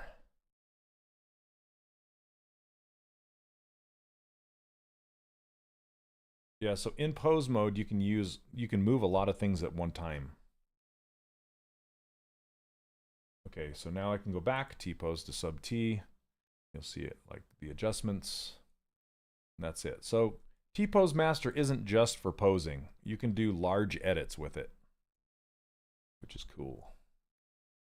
I like it. Okay. Dude, I want to calm his angriness down a little bit.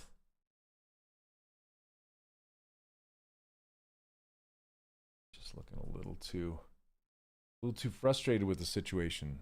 Let's move his nose down. Turn on topological. Out. Okay, let's get some color in here. It'd be kind of fun. I'm gonna kind of fake some of the ambient occlusion. Crank up that RGB.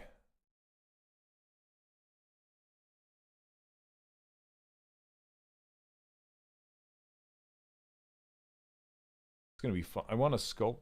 See these little, like, I don't know, zombie-ish type things on his lip.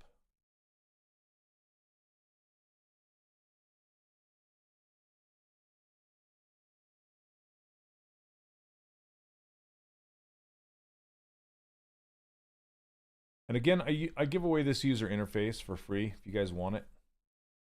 It comes with my ruler, my menu, all sorts of stuff. My brushes.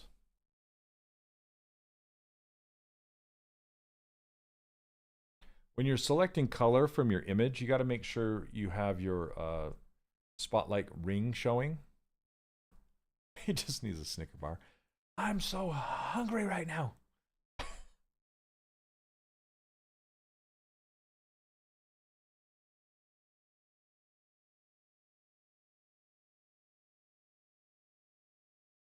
Another cool thing about Sculptris Pro is you can decimate it. You can decimate your whole model, and you can turn on keep Polypaint, and it will put a tight edge between two different colors.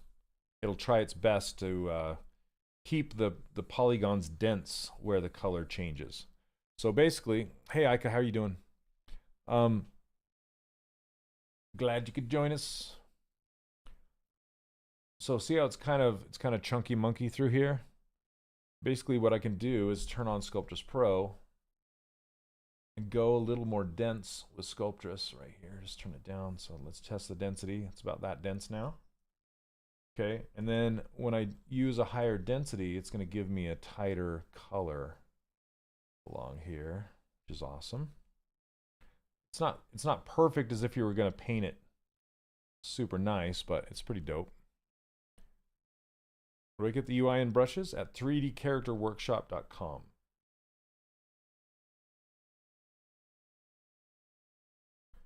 I think I want to take this right up to the edge.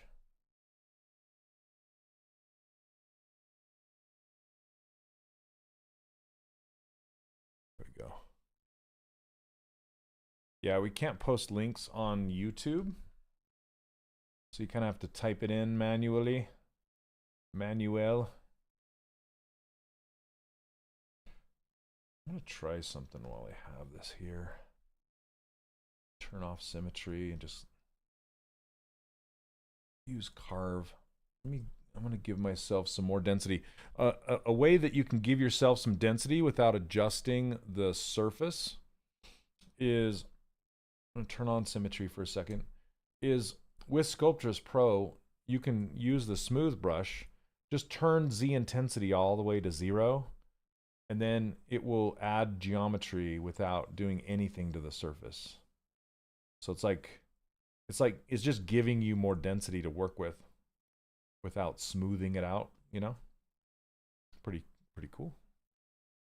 Whenever I try Sculptris Pro, it always doesn't seem to want to work. I can't get the density to work. Yeah, you are my destiny. Your density, I mean. So actually, it's a matter of turning off underneath the stroke menu. If you go to stroke right here, Sculptris Pro, turn off adaptive size. Okay, that's the thing that will lock it to your scene size, not your brush size.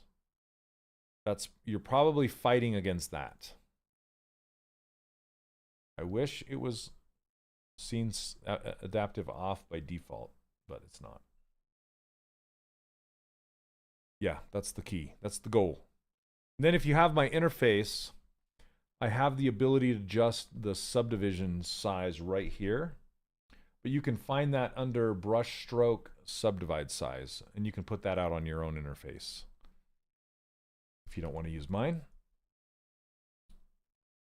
Okay, so let's use this carve brush, turn off symmetry. I just want to try something here with this. Yeah, it's pretty awesome. I wish I could get a pointier point at the beginning.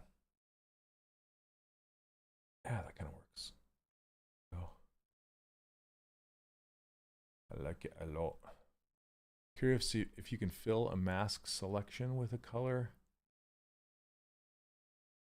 You can do a mask by color.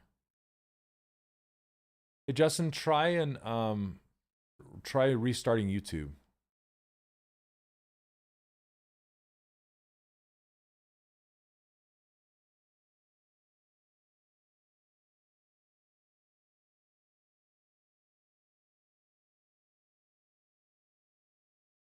When I was tired all day Saturday, but dude, I was tired all day Saturday too, but I was still at the expo.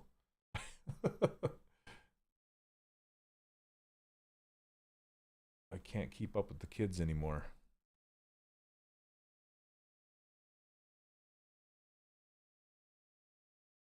Yeah, I'm liking that.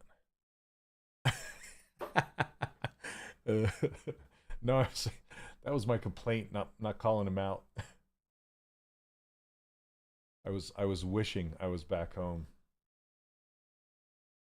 No, it was good. I met a lot of recruiters, a lot of friends. Got to hang out with friends I haven't seen for what, 5 years, I think it's been.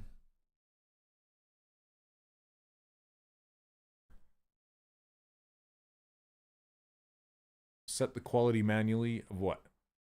What are you talking about, Ika? Okay, I want to get the... Okay, for these lower eyelids that are like pink, I want to make those, but I'm not going to turn on transparency because I want them to lay on the surface of this skin. So I'm going to just kind of put them right here.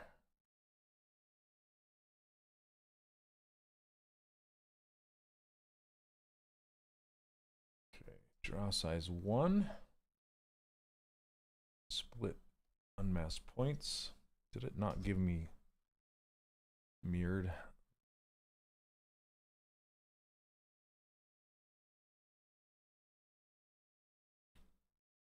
Come on.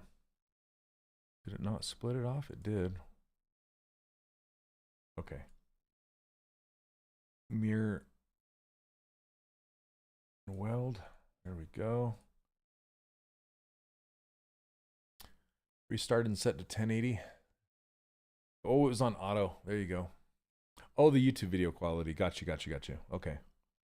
Automatic is all over the place. Yeah. And sometimes my internet's been all over the place lately. I don't know how much longer I'm going to keep it. Turn on dynamic. Turn up thickness. I want to uncrease all. Where'd my menu go? There it is. Uncrease all. Turn off post subdiv so it's kind of nice and smooth.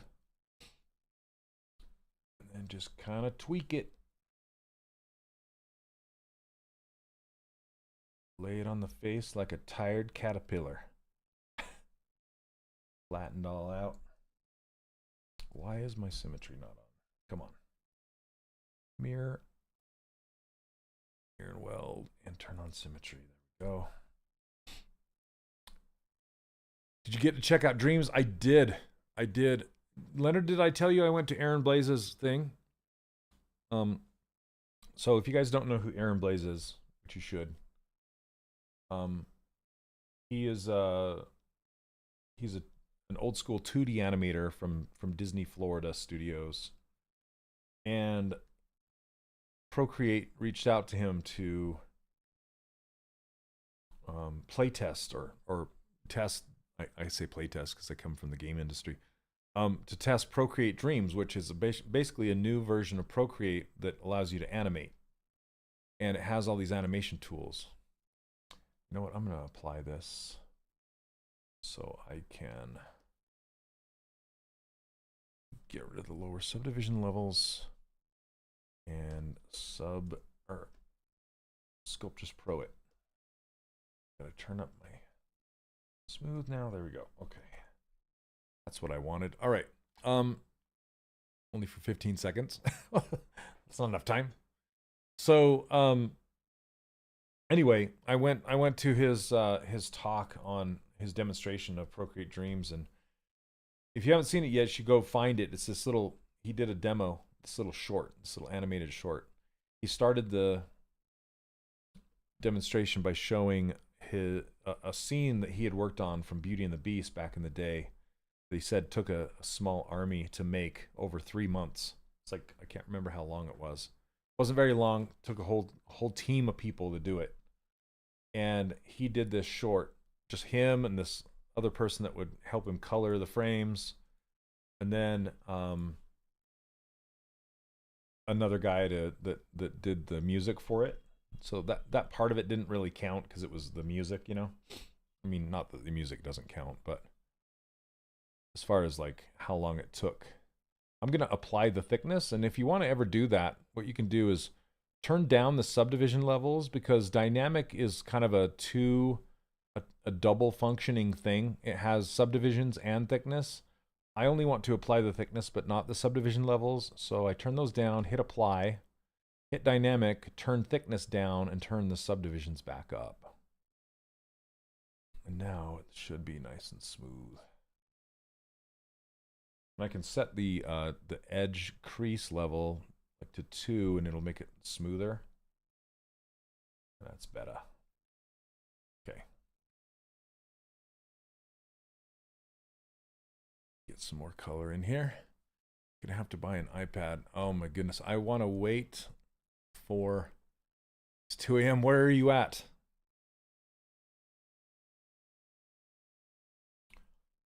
I want to bring this somewhere so I can render it out. Okay. It is 2 p.m. for me.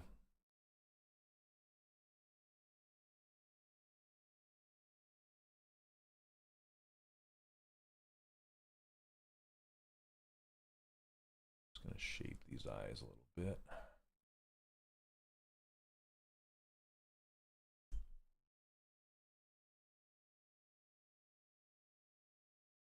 A little smaller.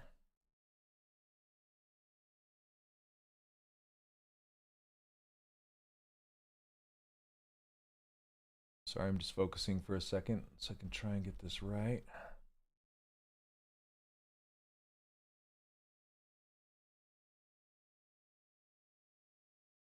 Maybe move them inwards.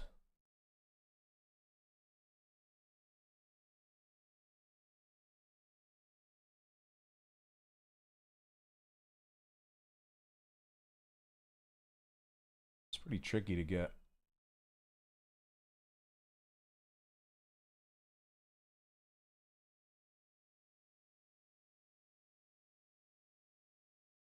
Okay.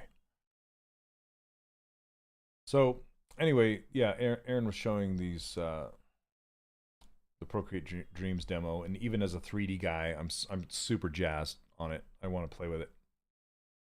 My friend does animations Procreate, is pretty stoked. Yeah.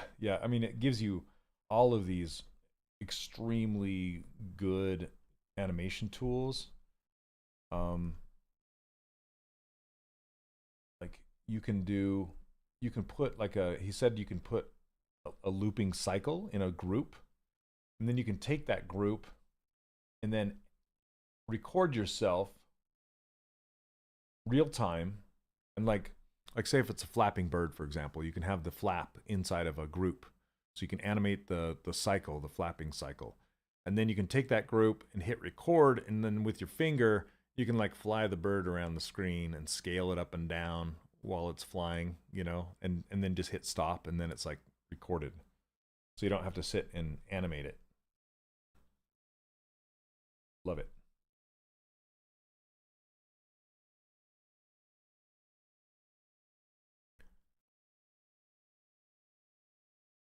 Did I look? Not yet, Leonard. Maybe could you send it to me really quick on Discord so I don't forget these. Okay, do a really quick.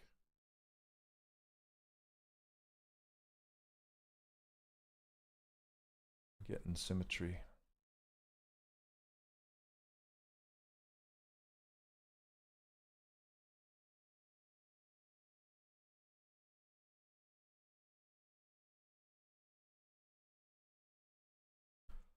Come on.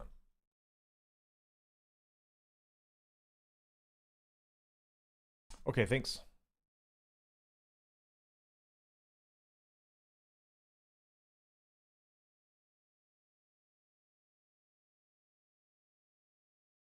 Split unmasked points.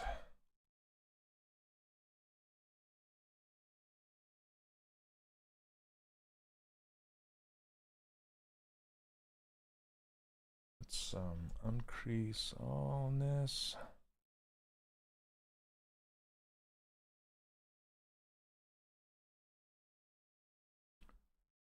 Kind of want to make these eyebrows stand off of his head.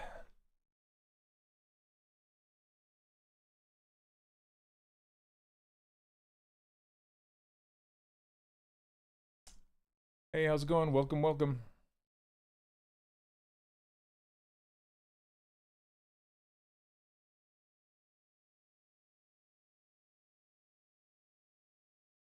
I'm gonna pull this right up and off of here.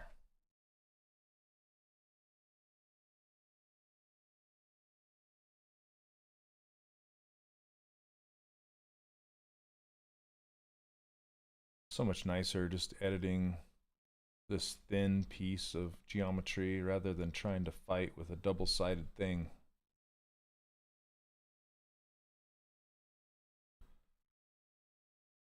What are the requirements to run Procreate Dreams? I'm not sure. But what's crazy is he said, he's like, this is no exaggeration. You can make a 1 million by 1 million pixel image. And then you can pan all over it in like with a 4K camera. So what he was doing was he made this little cliff that the penguin jumped off of. And it was like a 7,000 pixel tall image with this cliff. And the penguin was on the top of the cliff.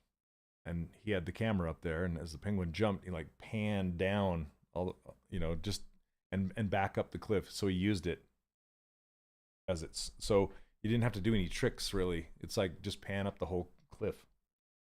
Just makes so much sense doing it that way, you know? Really cool.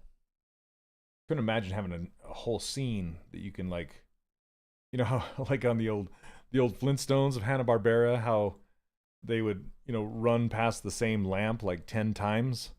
How interesting would it be if you actually kind of drew the whole scene and then pan the camera along as the character ran, you know?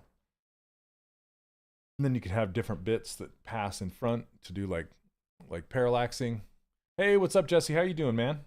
Dude, that helmet you just did is amazing. That's so good. Thank you, sir. I'm not sure I understand. Oh, not you, Siri. I said sir, not Siri. All right.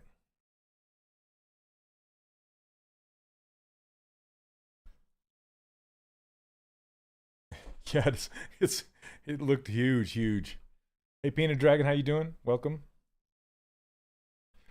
Okay, I'm gonna apply both of these. Get rid of the lower res. Yeah, I like the old multiplane camera, exactly. I love how that's like a museum piece at Disney now. Which it is, and it should be. But now doing it digital on your iPad, hello, what? You guys don't know who Uncle Jesse is, go check out his YouTube channel if you want to get into 3D printing. Covers a lot of really great techniques and information.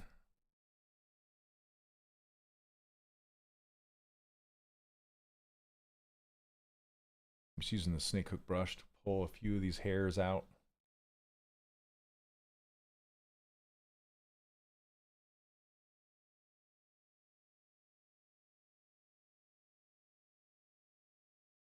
A question post subdiv. Post what now? Post subdiv when you used? I don't understand the question, short motion. Like, why did I use it? Love the new video on the organic supports. Yeah, I need to watch that one. Don't know. Yeah, I'm saying if you don't know who he is, go look him up if you're into 3D printing. Good stuff. Oh, there you go. Thanks, Neil. Everything needed an iPad is kind of lame if you don't like Mac stuff, though. I don't know. Yeah. I wasn't a huge Mac fan, but there's so many good things on there. There's too much for me to ignore anymore. Like Cozy Blanket for Retopology. Oh, got it. I don't know.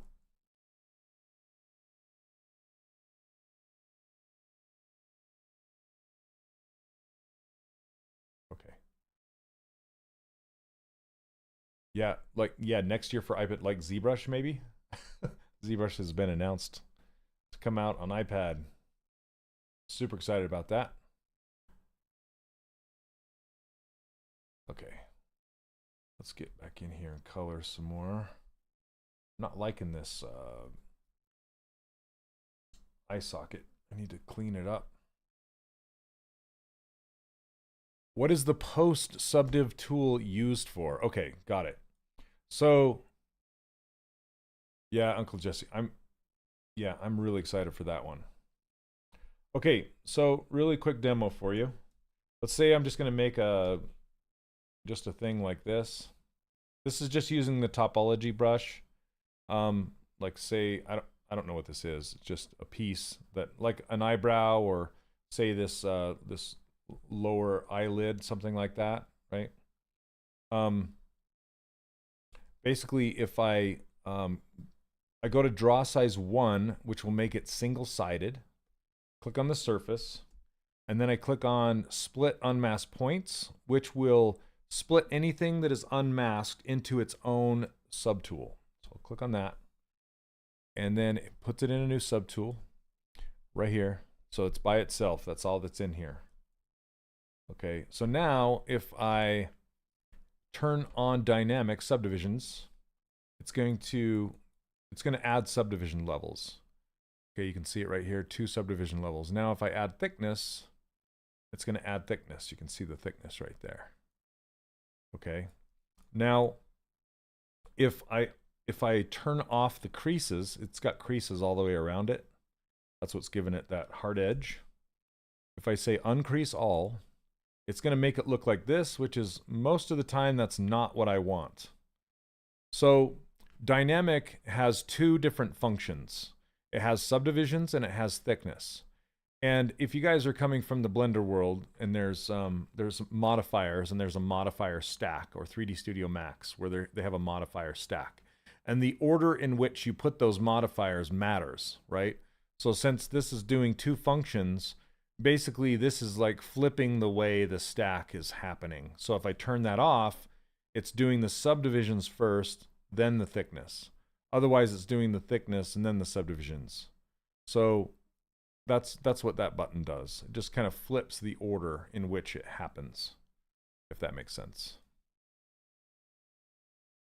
Okay, let me delete that. See you.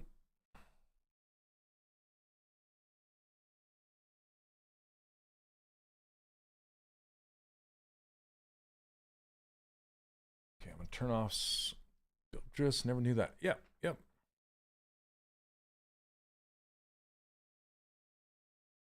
And it's always a preview. So dynamic subdivisions and thickness, that's a preview of what it's going to do when you apply it. So keep that in mind.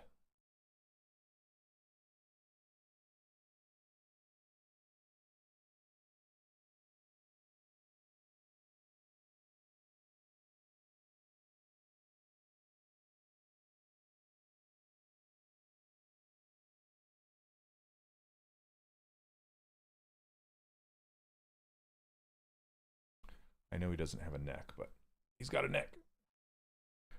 I need to visualize it to make it kind of function in my head.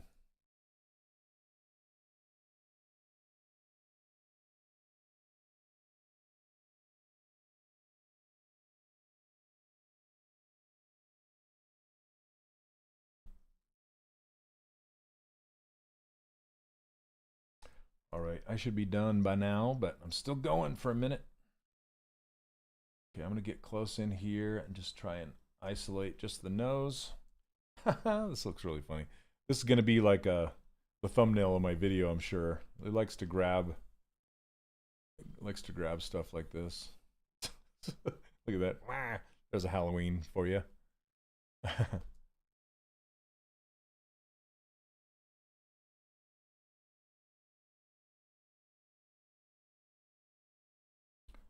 Yeah, dynamic subdivision is kind of elusive.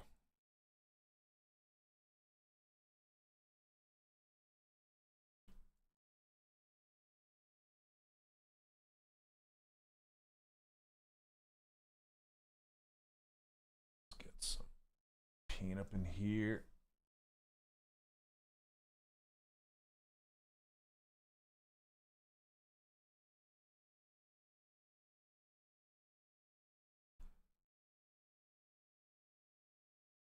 Oh, it limits the number of tracks. That's good to know. So not the size of the image that you're working with.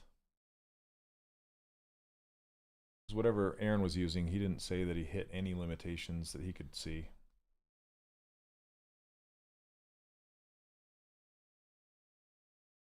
No, I don't think he's in LA. Uncle Jesse, if you're still here, where are you from? Where are you at? He says in one of his vids, I can't remember. I thought he was back east.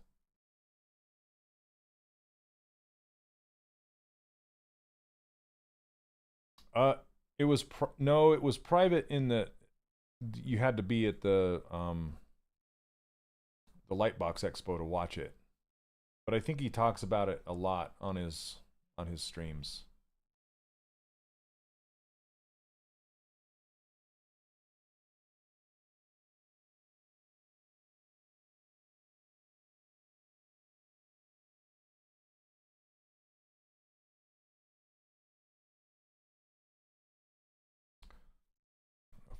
This triangle thing. Just trying to blend it back in.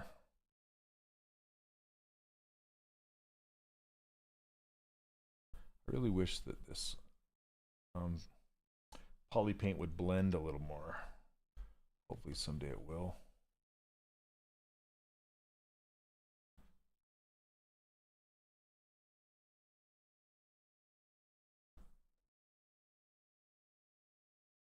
Morton, how's it going, man? Can you use the texture paint in a render that isn't ZBrush? Absolutely, yeah. So actually, there's an interesting story about that. So, one of the programmers of ZBrush, Ofer, he was telling me that they had to rewrite the OBJ file format to take Polypaint outside of ZBrush and back into ZBrush.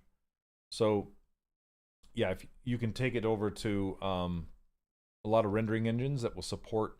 You want to look for vertex coloring is what it's really called. You know, it's in ZBrush it's called Polypaint, but it's based off of vertex coloring.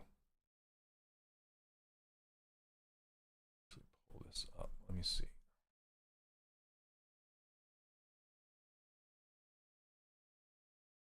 Yeah, you can bring it anywhere that supports vertex color. You can bring it over there. I think FBX supports vertex color and OBJ does.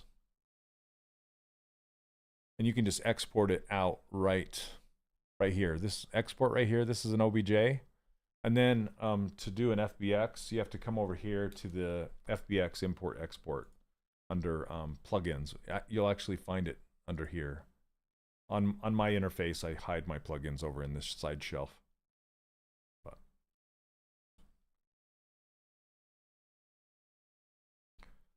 All right, you guys. I still got a lot of work to do on this guy, but I think he's getting there. Kind of fun. So I think we're going to end it there. But thank you so much for hanging out with me today. I really appreciate it, Justin. It's great to see you again, even in the virtual world. We gotta talk, man. So yeah, thanks again. And if you want, you can grab my user interface, this free user interface. I give it away, and my brushes and my ruler file, all for free, over on my website, 3dcharacterworkshop.com. If you want to go check it out. Daniel, my bringing it over there, you have to and anywhere else like Blender, you have to squish all of your subdivisions. Otherwise, it'll push the lowest level subdivision over there. And then you have to kind of rebuild it. So anyway, yeah, that's probably my only advice for that. But anyway, thanks everybody for hanging out. Have a wonderful week, and we'll catch you all next Monday. All right. We'll see you guys later. Have a good one. Bye. Miss you too, Jess. We'll see you.